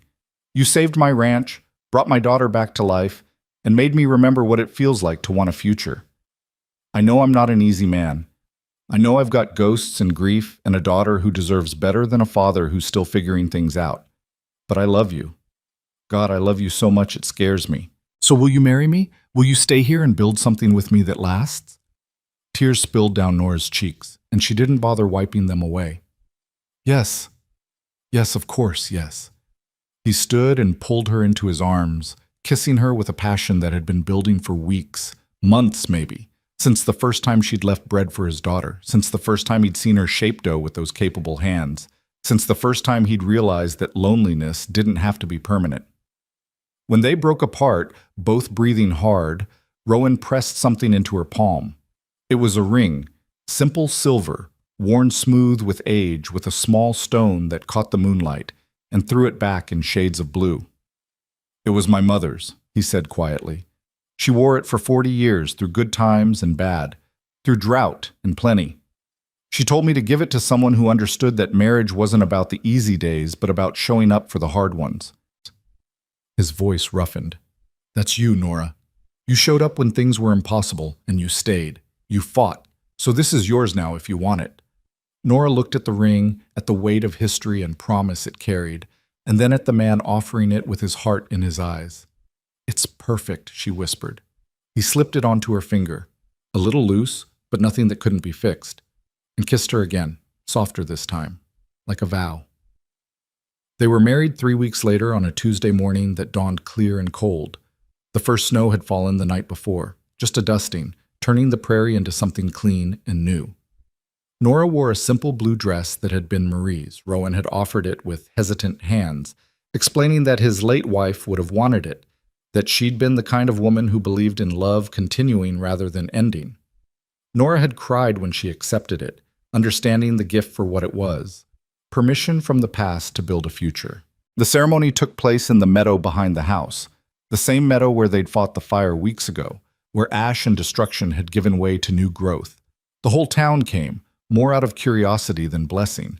A widower remarrying so soon raised eyebrows, and a mysterious woman from Colorado marrying into the Miles Ranch raised more questions than anyone wanted to voice aloud. But Nora didn't care about whispers. She stood beside Rowan in the cold morning air, Ellie between them holding a bread loaf she'd shaped herself, a crooked heart that listed slightly to one side but was perfect in its imperfection, and said vows that felt like breathing. I promise to stand beside you in the hard times and celebrate the good ones. I promise to raise your daughter like she's mine, because she already is. I promise to build something with you that lasts, that weathers storms, that becomes stronger with each passing year. Rowan's voice was rough when he spoke his vows. I promise to protect you, to honor you, to never take for granted the gift of your presence in our lives. I promise to be worthy of the love you give so freely. I promise to show up every day for as long as we both breathe. The preacher pronounced them married, and when Rowan kissed her, the crowd erupted in applause that startled the cattle in the far pasture. Ellie threw her bread heart in the air like a bouquet, and it landed in Tommy's hands, making everyone laugh. The celebration afterward was simple: bread and honey cakes, coffee and cider, fiddle music that made feet tap and hearts lift. The ranch hands danced with anyone willing, Jack executing a surprisingly graceful two-step with the blacksmith's widow. Martin attempted to teach Ellie a jig, resulting in both of them collapsing in giggles. And Tommy flirted shamelessly with half the unmarried women in town, his red hair bright in the winter sun. Rowan and Nora barely left each other's sides, hands linked, shoulders touching, existing in a bubble of new marriage joy that made them oblivious to everything but each other. "You're stuck with me now," Nora murmured during a slow dance, her head on his shoulder. "I've been stuck with you since you hit that bastard with my skillet," he replied, and she could hear the smile in his voice. "Best thing that ever happened to me." As the sun set and the guests began to leave, Nora stood on the porch watching the prairie turn gold and crimson, feeling the weight of the ring on her finger, the warmth of Rowan's arm around her waist, the solid presence of Ellie holding her hand. This was home. Not the shed where she'd slept those first weeks, not even the ranch itself, but these people, this moment, this fragile and fierce thing they'd built together out of flour and fire and sheer stubborn hope. But the past, it seemed, wasn't quite finished with them yet. 2 days after the wedding, Nora was in the kitchen when she heard a rider approaching. Not multiple riders this time, not the threatening thunder of Jeb Rourke's return, but a single horse moving at a measured pace. She looked up to see a man dismounting, older, weathered, with a badge pinned to his chest that caught the morning light. Sheriff Davies from Copper Ridge. She'd seen him at the wedding, a silent presence at the back of the crowd, watching with eyes that missed nothing. Rowan emerged from the barn, his expression going wary when he saw the lawman. "Sheriff? Something I can help you with?" "Maybe." Davies removed his hat, his gaze finding Nora through the kitchen window. "Actually, it's your wife I need to speak with, if that's all right." Nora's stomach dropped. She set down the dough she'd been kneading and wiped her hands, forcing herself to walk outside with her head high. Whatever this was, she'd face it. "Mrs. Miles," Davies said, and the use of her new name felt both strange and grounding. "I need to ask you some questions about a man named Jeb Rourke." Rowan moved to stand beside her, his presence solid and protective. "He was here a few weeks back. Made threats. We sent him on his way." "I know." Davies shifted his weight. "That's actually why I'm here. Rourke was found dead 3 days ago. Shot twice in the back, left in a ravine about 10 miles south of here." The world tilted. Nora heard the words but couldn't quite process them. Jeb was dead. The man who'd haunted her for months, who'd driven her across 3 territories, who'd nearly destroyed everything she'd built. Dead. You think we had something to do with it? Rowan's voice went hard. I'm not accusing anyone, just gathering information. Davies pulled out a notebook. Mrs. Miles, I need you to tell me about your relationship with Rourke. So she did. Told him everything. The unwanted courtship, the escalating aggression, the night she'd fled, the confrontation in this very kitchen. Rowan stood beside her the entire time, his hand on the small of her back, anchoring her. When she finished, Davies made a few notes, then looked up. And where were you 3 days ago? Here. Working. I haven't left the ranch since the wedding. She met his gaze steadily. I didn't kill him, Sheriff. I wanted him gone, wanted him to leave me alone, but I didn't want him dead. What about you, Miles? You made some pretty serious threats that day. I meant every word, Rowan said flatly. But I didn't act on them. Check with my ranch hands. They can account for my whereabouts. Davies nodded slowly, his eyes moving between them. I believe you, both of you. Truth is, Rourke made a lot of enemies. Could have been any number of people who put those bullets in him. He tucked away his notebook. But I had to ask. Had to make sure. Are we in trouble? Nora asked. No, ma'am. You're clear. He settled his hat back on his head. Though I'll tell you, unofficially, that the world's probably better off without Jeb Rourke in it. Man like that, who can't take no for an answer, who thinks he owns people. Well, some problems solve themselves eventually. He tipped his hat and rode away, leaving Nora and Rowan standing in the yard, the news settling over them like snow. He's dead, Nora said finally, testing the words. He's really dead. Yeah. Rowan pulled her into his arms. How do you feel? She thought about it, searching her heart for grief or guilt or relief. What she found was mostly numbness, with an edge of something that might have been freedom. I feel like I can breathe, she admitted, like there's one less thing in the world trying to hurt me. Is that terrible? No. He kissed the top of her head. That's honest. And after everything he put you through, you're entitled to feel however you feel. They stood there for a long moment, and Nora let herself lean into his strength, let herself accept that sometimes the universe solved problems in ways people couldn't or wouldn't. Ellie appeared from the house, clutching her doe horse, and looked up at them with questioning eyes. Everything's okay, sweetheart, Rowan assured her. Just someone asking questions, nothing to worry about. But Ellie studied Nora's face with that too knowing gaze, then reached up and took her hand, squeezing once before tugging her toward the kitchen. Time to bake. Time to create something good from flour and water and heat. Time to move forward. As November deepened into December, life at the ranch settled into new rhythms. Nora moved her few possessions from the shed into the main house, into the room that had been Marie's and was now hers. The first night she spent there felt strange, like wearing someone else's clothes, but Rowan had kissed away her uncertainty with patient hands, and words that reminded her this was their beginning, not Marie's ending. Ellie's silence continued, but it no longer felt like absence. She communicated through gestures, through the bread she shaped, through the way she'd take Nora's hand and lead her to something that needed attention. A torn dress, a loose board on the porch, once memorably, a bird with a broken wing that they'd nursed back to health in a box by the stove. The little girl had appointed herself guardian of the new marriage, watching her father and Nora with the vigilance of a general, ensuring his troops behaved. When Rowan kissed Nora in the kitchen, Ellie would giggle silently and cover her eyes, peeking through her fingers. When they sat together in the evenings, she'd wedge herself between them, claiming both their laps, making sure neither felt neglected.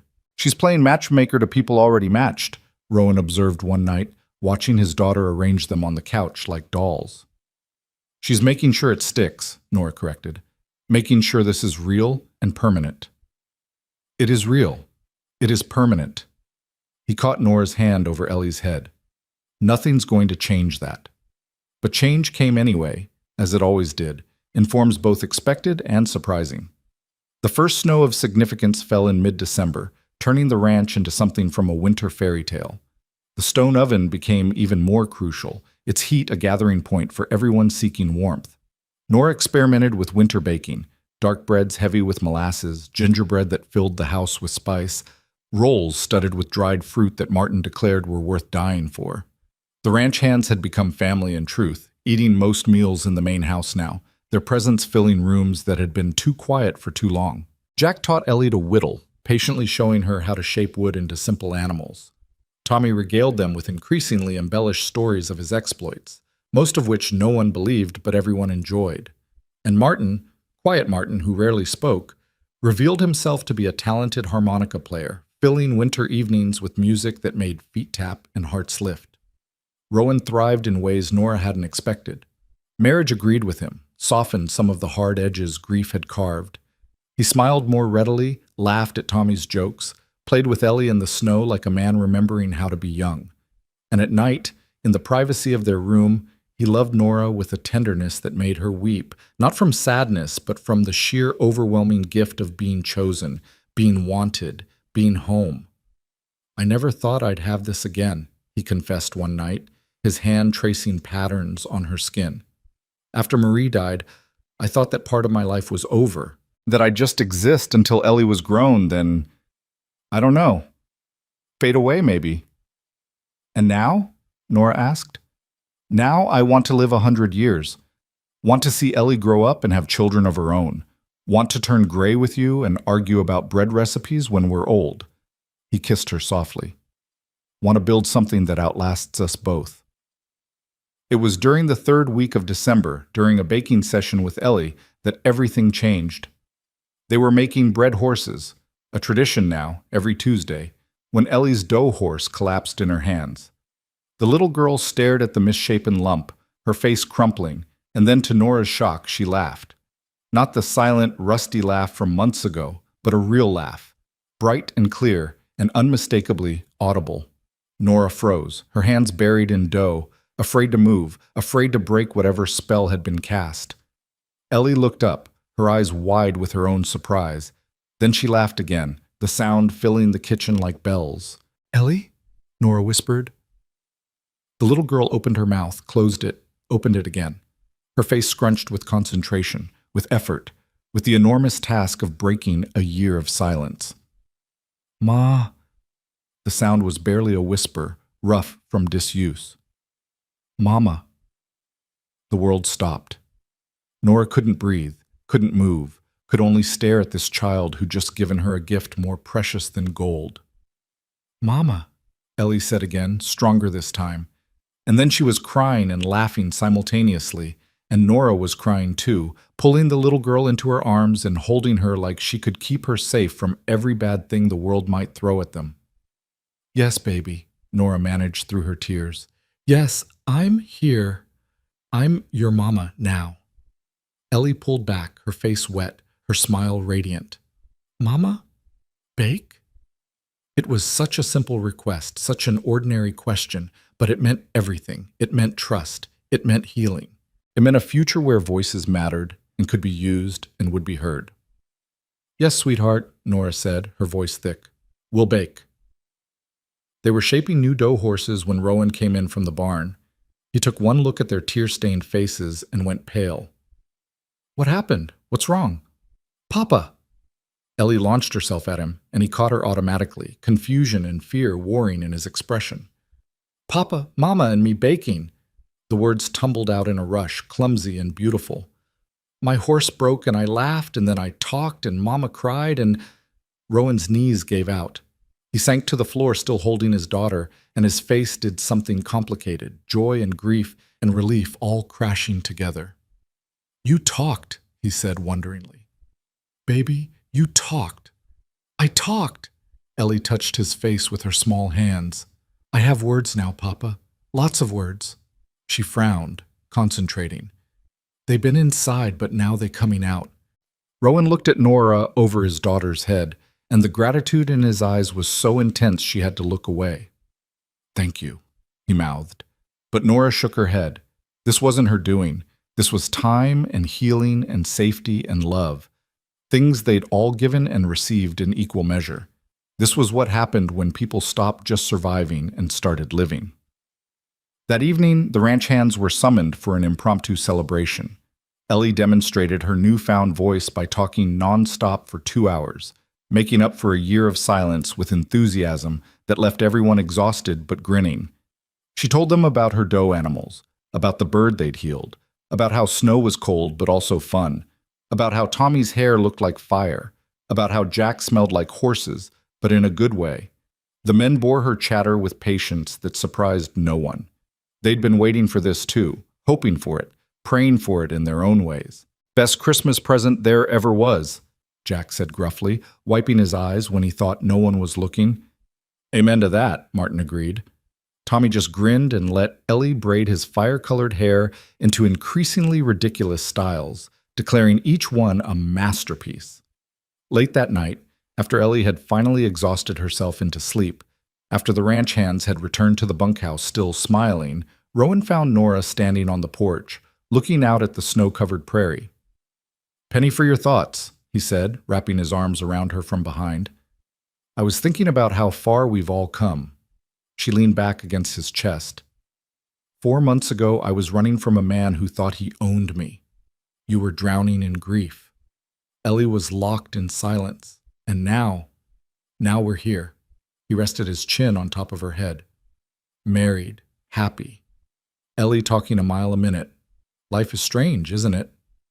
"Strange and wonderful." She turned in his arms to face him. "Rowan, I need to tell you something." His expression grew concerned. "What is it?" "I think—" She paused, gathering courage. "I think I might be pregnant." The words hung in the cold air between them, crystallizing like frost. Rowan went very still. "You think?" "I'm 2 weeks late, and I've been feeling strange in the mornings. It could be nothing, but—" She searched his face for reaction, suddenly terrified she'd miscalculated, that this was too much too soon, that— He kissed her so thoroughly that she forgot about cold and fear and everything except the way he held her like she was made of something precious and impossible. When they broke apart, he was grinning like a fool. "A baby. We're having a baby. Maybe. Probably. I'm not certain yet. But maybe." He picked her up and spun her around, and she laughed despite her uncertainty, despite the fear, despite everything. "Rowan, put me down. What if I'm not? What if it's a false alarm?" "Then we try again." He set her down gently, his hands cradling her face. "But Nora, the fact that we could, that we might, God, that's everything." She saw it then, not just joy at the possibility of another child, but the deeper gift of what it meant. A future, a continuation, proof that life kept going, that love kept growing, that the universe still held room for new beginnings. "I love you," she said, the words feeling inadequate for the size of what she felt. "I love you too." He kissed her forehead, her cheeks, her lips.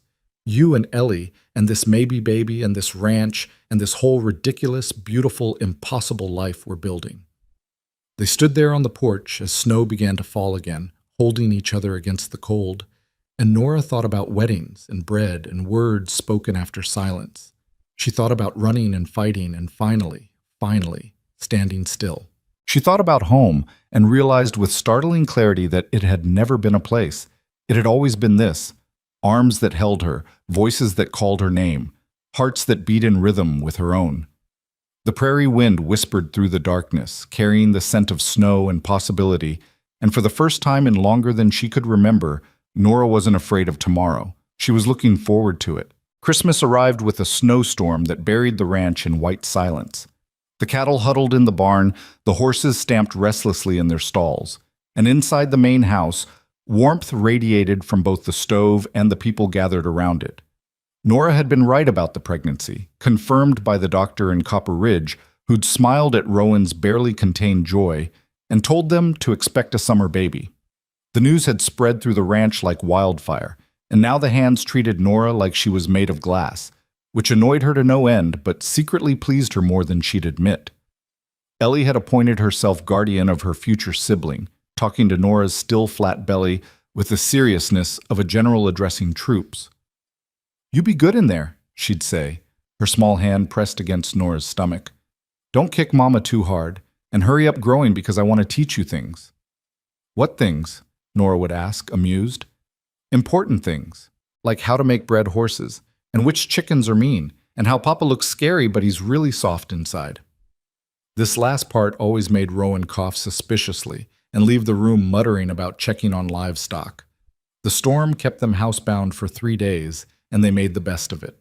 Nora baked until the house smelled like a bakery from heaven. Cinnamon rolls, gingerbread, bread so fresh it steamed when cut. Jack carved wooden animals for Ellie with patience that suggested he'd done this before, for children lost to time or distance. Tommy taught everyone a card game that involved more cheating than actual rules, resulting in arguments that dissolved into laughter. Martin played his harmonica, the notes melancholy and sweet, speaking of winters past and springs hoped for. And Rowan watched his expanding family with an expression that made Nora's heart clench. She'd catch him looking at her with such naked wonder, like he couldn't quite believe his fortune, like he was afraid to blink in case it all disappeared. On Christmas Eve, after Ellie had finally fallen asleep, her small hand clutching the wooden horse Jack had carved for her, Rowan found Nora in the kitchen. She was cleaning up the day's baking, humming tunelessly, her hands moving through familiar motions. "Leave it," he said. "Come with me." "Where are we going?" "You'll see." He helped her into her coat, wrapped a scarf around her neck, and led her outside into the crystalline night. The storm had passed, leaving the world transformed. Snow reflected moonlight until everything glowed silver blue, and the stars overhead burned so bright they looked close enough to touch. Rowan led her to the meadow where they'd married, where ash had given way to new growth, where promises had been spoken in the cold morning air. "I wanted to give you something," he said, reaching into his coat. "It's not much, but—" He pulled out a small wooden box, hand-carved with surprising delicacy. Inside, nestled in cloth, was a locket, silver, simple, with an intricate pattern etched into its surface. "It was Marie's," he said quietly. "I know that might be strange, giving you something of hers, but I think she would have wanted you to have it. She believed in love continuing, in family expanding rather than ending."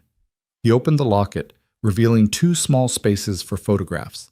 "I thought, maybe we could put Ellie in one side, and when the baby comes, we can add them to the other, a family that keeps growing."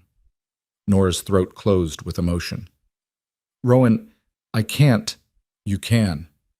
Marie would have liked you, I think, would have appreciated what you've done for Ellie, for me, for this place."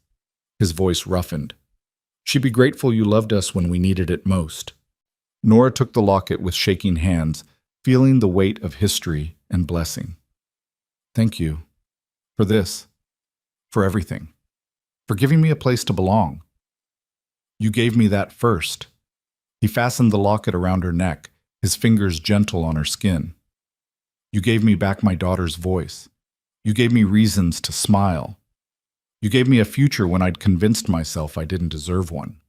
She turned in his arms, looking up at his face in the moonlight, seeing the man who'd been broken and was slowly becoming whole. "We saved each other, I think."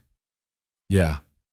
He kissed her softly, sweetly, a kiss that tasted like promises kept and futures imagined. "We did." They stood there in the frozen meadow, holding each other against the cold, and Nora thought about all the paths that had led her here, the fear that had driven her from Colorado, the desperation that had made her accept a job site unseen, the small acts of kindness that had spiraled into something bigger than she could have imagined. Every choice, every moment, had been leading to this, standing in the snow with a man she loved, carrying his child, wearing a ring that spoke of permanence and a locket that spoke of continuity. "Merry Christmas, Nora," Rowan murmured against her hair. "Merry Christmas, Rowan." January brought a thaw, and with it, unexpected visitors. Nora was in the kitchen. Always in the kitchen, it seemed, her hands happiest when buried in dough, when she heard horses approaching. Multiple riders, but the sound was different from Garrett's threatening arrival or Jeb's violent intrusion. This sounded almost official. She wiped her hands and stepped outside to find 3 men dismounting. The first was Sheriff Davies, his expression unreadable. The second was a man she didn't recognize, older, well-dressed, carrying a leather satchel that marked him as some kind of professional. The third made her heart stop. It was Reverend Michaels from Silver Creek, the minister who'd presided over her parents' funerals, who'd known her since she was a girl, who'd watched her build her bakery from nothing. "Mrs. Miles," Davies said, tipping his hat. Hope we're not intruding." Rowan emerged from the barn, his expression immediately wary. He moved to stand beside Nora, a silent wall of protection, and she loved him for it even as she stepped forward. "Reverend Michaels," she said, her voice steadier than she felt, "I didn't expect to see you here." "Miss Callahan, forgive me, Mrs. Miles now, I understand."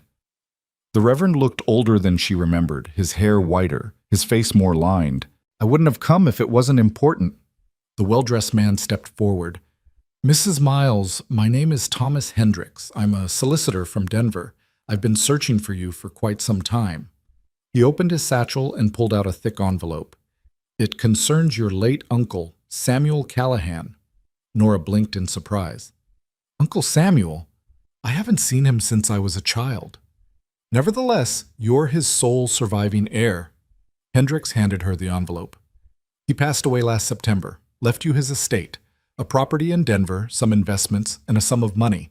All told, it comes to approximately $12,000. The number hit like a physical blow. $12,000. It was a fortune, enough to buy 10 ranches, enough to live comfortably for the rest of her life, enough to never worry about money again. Rowan's hand found hers squeezing gently, and she realized she'd gone pale. "I don't understand," she managed. "Why did he leave it to me?" "According to his will, he had no children of his own, and you were his favorite niece. He spoke highly of your talent as a baker, your independence, your strength." Hendricks produced more papers. "There are conditions, of course. The property in Denver is yours free and clear, but the investments are held in trust until you turn 30, at which point they'll transfer completely. The cash sum is available immediately." Nora looked at the papers in her hands, at the official seals and legal language that represented a future she'd never imagined. Security, independence, the ability to never have to depend on anyone again. She looked at Rowan, saw him watching her carefully, his expression neutral, but his eyes betraying a flicker of fear. He was thinking she might leave, thinking this fortune might take her away from the ranch, from Montana, from him. "There's more," Reverend Michaels said gently. "The property in Denver, your uncle used it as a bakery. One of the finest in the city, from what I understand. It's yours now, Nora. The bakery you always dreamed of having, in a city big enough to make you famous."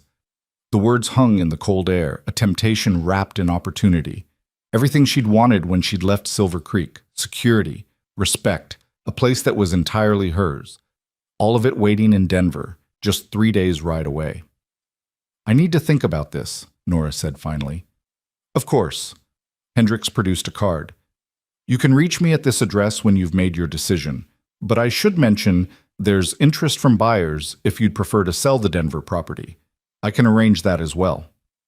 The men left after declining coffee, and Nora stood in the yard holding papers that represented a different life, a different future. Rowan hadn't moved, his body tense, waiting for her to speak. $12,000, she said finally. "That's life-changing." His voice was flat. "You could do anything, go anywhere." "I could." "Denver's not far. You could run that bakery, make a name for yourself, become everything you were meant to be." Each word sounded like it was being pulled from him with pliers. "I wouldn't stop you, wouldn't ask you to give up an opportunity like this." Nora looked at the papers, then at the ranch, at the house where Ellie slept, at the barn where Jack was probably teaching horses his particular brand of patience, at the kitchen where her bread rose every morning, at the stone oven she'd rebuilt with her own hands. She looked at the land that had saved her, at the people who'd become family, at the man who'd given her his mother's ring and his late wife's blessing. "You're right," she said finally. "This is life-changing. So let me tell you what I'm going to do with it." Rowan's jaw tightened, bracing for loss. "I'm going to put half of it in trust for Ellie, for her future, her education, whatever she needs when she's grown." Nora stepped closer to him, watching his expression shift from resignation to confusion to hope. "I'm going to use some of it to expand the ranch. Maybe buy that adjacent property you've been eyeing. Fix up the bunkhouse so the hands have better quarters. Build a proper bakery building so I'm not taking over the kitchen constantly." "Nora, and the Denver property?" "I'm going to sell it. Use that money to hire more hands, buy better equipment, maybe even start selling our bread in more towns." She reached up and cupped his face with flour-dusted hands. "Because my life is here, Rowan. My family is here. My home is here. A bakery in Denver, no matter how fine, can't compete with what we've built." His eyes closed, and when they opened again, they were bright with unshed tears. "You'd give up all that for this? For us?" "I'm not giving up anything. I'm choosing what matters." She pulled his face down to hers. "I'm choosing you. I'm choosing Ellie. I'm choosing this impossible, beautiful, difficult life we're making together. That's not a sacrifice, Rowan. That's the easiest choice I've ever made." He kissed her then, deep and desperate and relieved, his hands gentle on her growing belly, his heart beating against hers in perfect rhythm. When they finally broke apart, they found Ellie standing on the porch, watching them with her serious dark eyes. "Mama's staying?" she asked, her voice small and worried. "Mama's staying," Nora confirmed, "forever and always." Ellie's face split into a grin, and she ran to them, wrapping her small arms around both their legs. "Good, because the baby needs you, and Papa needs you, and I need you most of all." "I know, sweetheart." Nora lifted her daughter, because that's what Ellie was now, in every way that mattered, and held her close.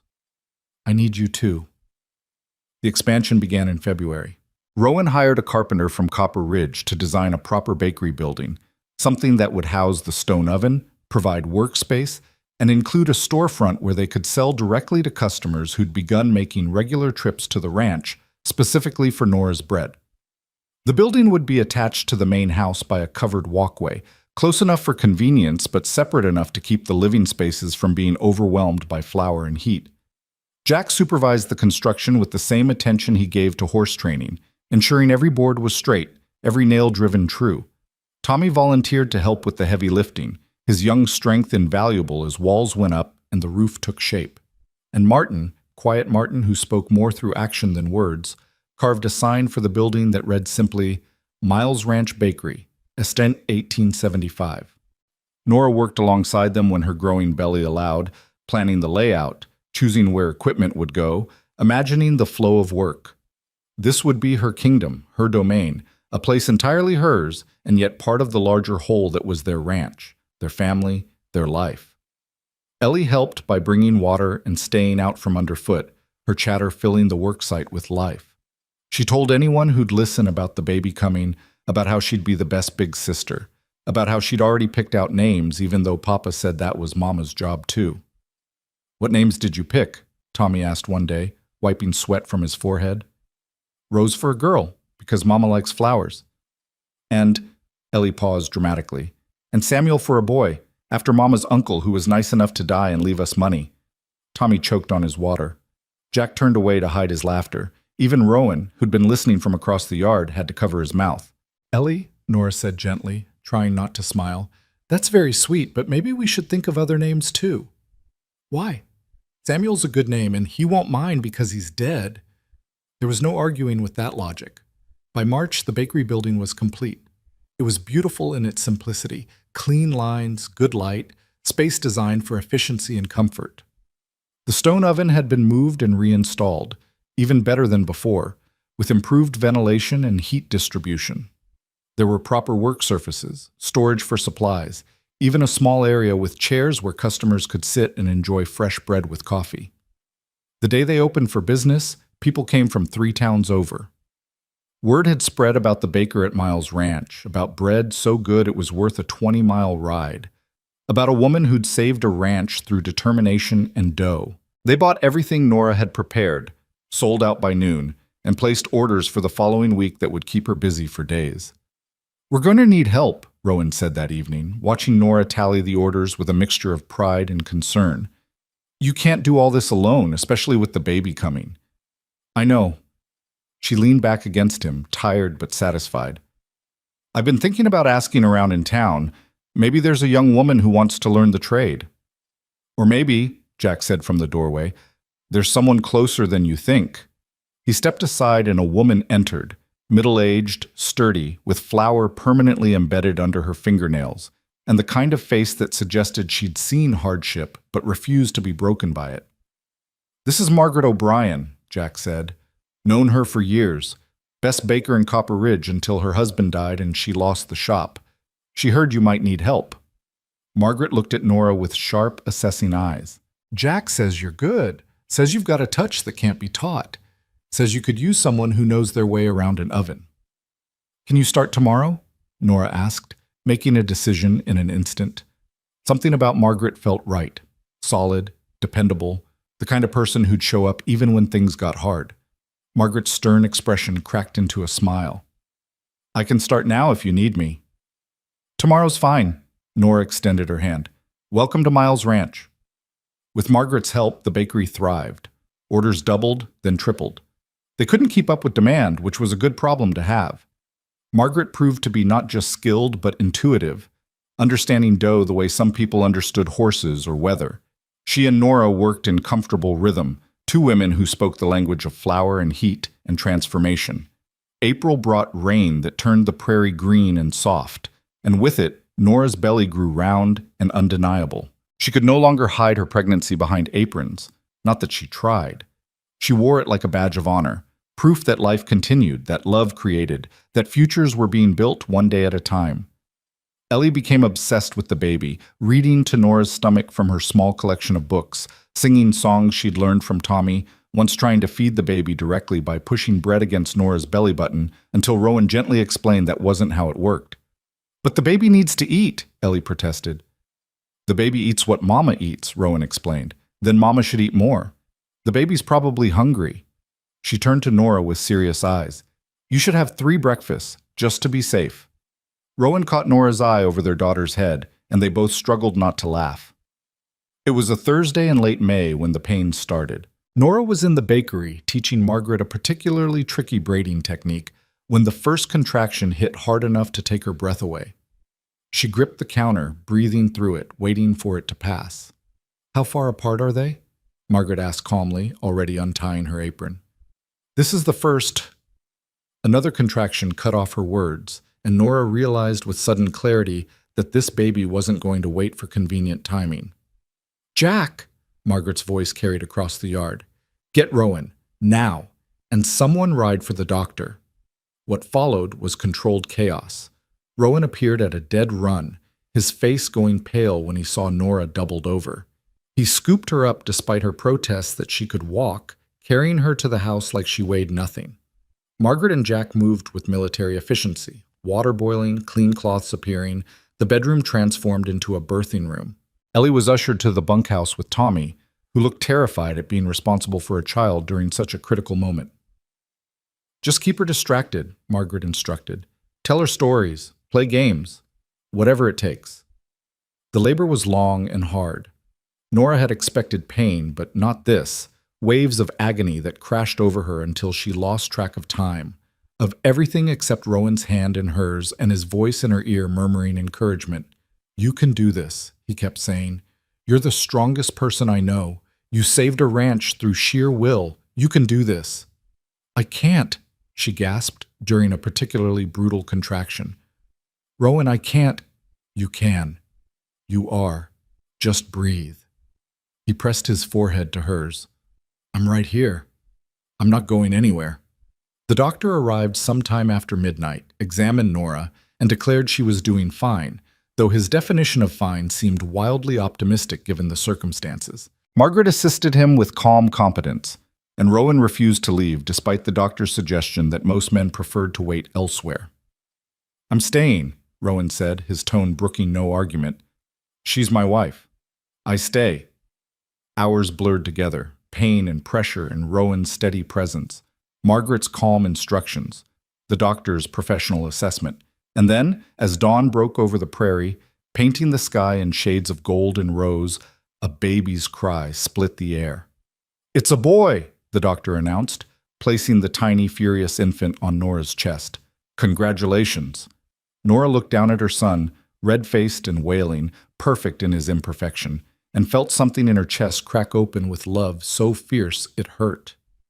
He's beautiful, she whispered. He looks like an angry potato, Rowan said, but his voice was thick with emotion and his hand shook as he touched the baby's tiny fist. The most beautiful angry potato I've ever seen. The baby's fingers wrapped around Rowan's thumb, and just like that, the man who'd been made of stone and grief completely fell apart. He pressed his face against Nora's shoulder, his body shaking with sobs he'd probably been holding back for hours, and she held him with one arm while cradling their son with the other. "Thank you," he managed. "Thank you for this. For him. For everything." "We made him together," she reminded him gently. "This is both of us." When Ellie was finally allowed in to meet her brother, she approached the bed with uncharacteristic shyness. She stared at the baby for a long moment, her expression serious, then looked up at Nora with worried eyes. "He's very small," she said. "He'll grow," Nora assured her. "Can he hear me if I talk to him?" "He can." Ellie leaned close to her brother, her voice dropping to a whisper. "Hello, baby. I'm your big sister, Ellie. I'm going to teach you lots of things, like how to make bread and how to be brave and how Papa pretends to be tough, but really he cries at everything." She paused. "Mama said I can help take care of you, but I won't let you eat my dough horses. You have to make your own." Rowan choked on a laugh, and Nora pulled Ellie onto the bed beside her, creating space for their daughter to curl up next to them. The four of them stayed like that for a long time, a family, complete and imperfect and absolutely real. "What are we naming him?" Rowan asked eventually. Nora thought about Ellie's suggestion of Samuel, about honoring the uncle who'd given them security, about all the names they'd discussed over the months. But looking at her son, at his dark hair and strong grip, and the way he'd already stolen his father's heart, only one name felt right. "James," she said. "James Samuel Miles." "James," Rowan tested the name, smiling. "Yeah, that's perfect." The ranch hands took turns visiting over the next few days, each bringing gifts. Jack, a carved cradle that must have taken months to make. Tommy, a blanket his own mother had sent. Martin, a silver cup engraved with the baby's name and birth date. They held James with unexpected gentleness, these rough men who worked with cattle and horses, their faces softening as they cooed at the infant who'd become theirs to protect and spoil. Margaret brought food for weeks, casseroles and soups and bread that freed Nora from cooking while she healed. She also quietly took over most of the bakery work, insisting Nora needed time to recover, to bond with her son, to simply be. "The bakery will still be there in a few weeks," Margaret said firmly. "Babies are only this small once. Don't waste it working when you should be living." So Nora lived. She spent her days in a haze of feeding and sleeping and marveling at the small human she'd created. She watched Ellie embrace her role as big sister with fierce devotion, bringing James toys he was too young to appreciate and reading him stories in her high, clear voice. She watched Rowan transform from competent rancher to anxious new father, convinced that every tiny sound the baby made indicated mortal peril, until she finally had to remind him that babies were tougher than they looked. "How did I do this with Ellie and not lose my mind?" he asked one night, pacing with James, who'd been crying for an hour. "You had Marie to tell you everything was fine," Nora said from the bed, exhausted but content. "Are you telling me everything's fine?" "Everything's fine."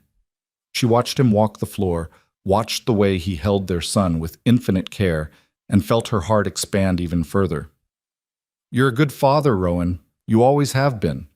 He looked at her, at James, at the life they'd built from ash and determination. "I used to think I'd lost everything. Used to believe the best parts of my life were behind me." He settled into the chair beside the bed, still holding the now sleeping baby. "I was so wrong." "We both were." Nora reached out, and he took her hand, linking them together. "We were both drowning and somehow managed to save each other. Best decision I ever made, hiring a baker 3 days late covered in dust. Best decision I ever made, accepting a job from a man who terrified me." He laughed quietly, careful not to wake James. "I terrified you? You were all storm clouds and hard edges. I thought you were going to fire me before I even started. I thought you were going to run away the moment things got hard." His thumb traced circles on her palm. "Never been happier to be wrong." Summer came on strong, turning the prairie into a sea of gold beneath endless blue sky. James grew from angry potato into alert infant, his dark eyes tracking movement, his small fists grabbing at everything within reach. Ellie appointed herself chief entertainer, making faces and singing songs that usually resulted in the baby spitting up on her, which she took as a sign of deep affection. The bakery flourished under Margaret's capable management. They'd hired 2 additional helpers, young women from town who wanted to learn the trade, and were now selling to 5 different towns, with orders coming in faster than they could fill them. Nora had insisted on profit sharing, giving Margaret a percentage of earnings that made the older woman's eyes bright with tears. "You don't have to do this," Margaret had protested. "Yes, I do. You're not just an employee, Margaret. You're a partner. You should be compensated as one." Nora had squeezed her hand. "Besides, you've become family, and family takes care of each other." It was true. Margaret had moved into one of the newly renovated rooms in the bunkhouse, becoming a permanent fixture at the ranch. She ate meals with them, helped with the children, provided wisdom when needed, and silence when that was better. She'd become the grandmother Ellie had never had, the friend Nora desperately needed, the steady presence that made everything run smoother. In July, they held a celebration, ostensibly for James's 2-month birthday, but really an excuse to gather everyone who'd become important to them. The whole town seemed to come, spilling across the yard in a riot of food and laughter and music. Tommy's fiddle battled Jack's harmonica, while Martin called steps for dancing that devolved into chaos. Children ran wild, including Ellie, who'd declared herself mayor of all kids and was organizing games with dictatorial efficiency. Nora stood on the porch holding James, watching the celebration, feeling the weight of the locket at her throat and the ring on her finger. She thought about the woman she'd been 7 months ago, running, afraid, convinced that safety meant being alone. She thought about how wrong she'd been, how much she would have missed if she hadn't stayed, if she hadn't fought, if she hadn't let herself love and be loved in return. Rowan found her there, sliding an arm around her waist, pressing a kiss to her temple. "What are you thinking about?" "About how far we've come. About everything that had to happen to bring us here." She leaned into him. "About how grateful I am that I was 3 days late and covered in dust. I'm grateful you ignored my stupid rules and left bread for Ellie anyway. I'm grateful you didn't fire me for it. Never could have." He took James from her arms, cradling their son with practiced ease now. "From the moment you stood in my yard and refused to apologize for being late, I think some part of me knew you were going to change everything." "Good changes?" "The best changes." He kissed her properly, deeply, in front of God and the whole town and anyone who might have opinions about public displays of affection. "You turned a house back into a home. You gave me back my daughter's voice. You gave me a son and a future and reasons to wake up smiling." He pulled back, his eyes serious. "You saved me, Nora. In every way a person can be saved." "We saved each other," she corrected, just like she had before, just like she'd keep saying until he believed it. "That's what people who love each other do." As the sun set and the party continued into the purple twilight, as Ellie danced with Tommy and Margaret laughed at something Jack said, as neighbors became friends and friends became family, Nora felt the final piece of her broken past slot into place and heal over. She'd run from Silver Creek searching for safety and found so much more. She'd hidden in a shed behind a barn and discovered a home.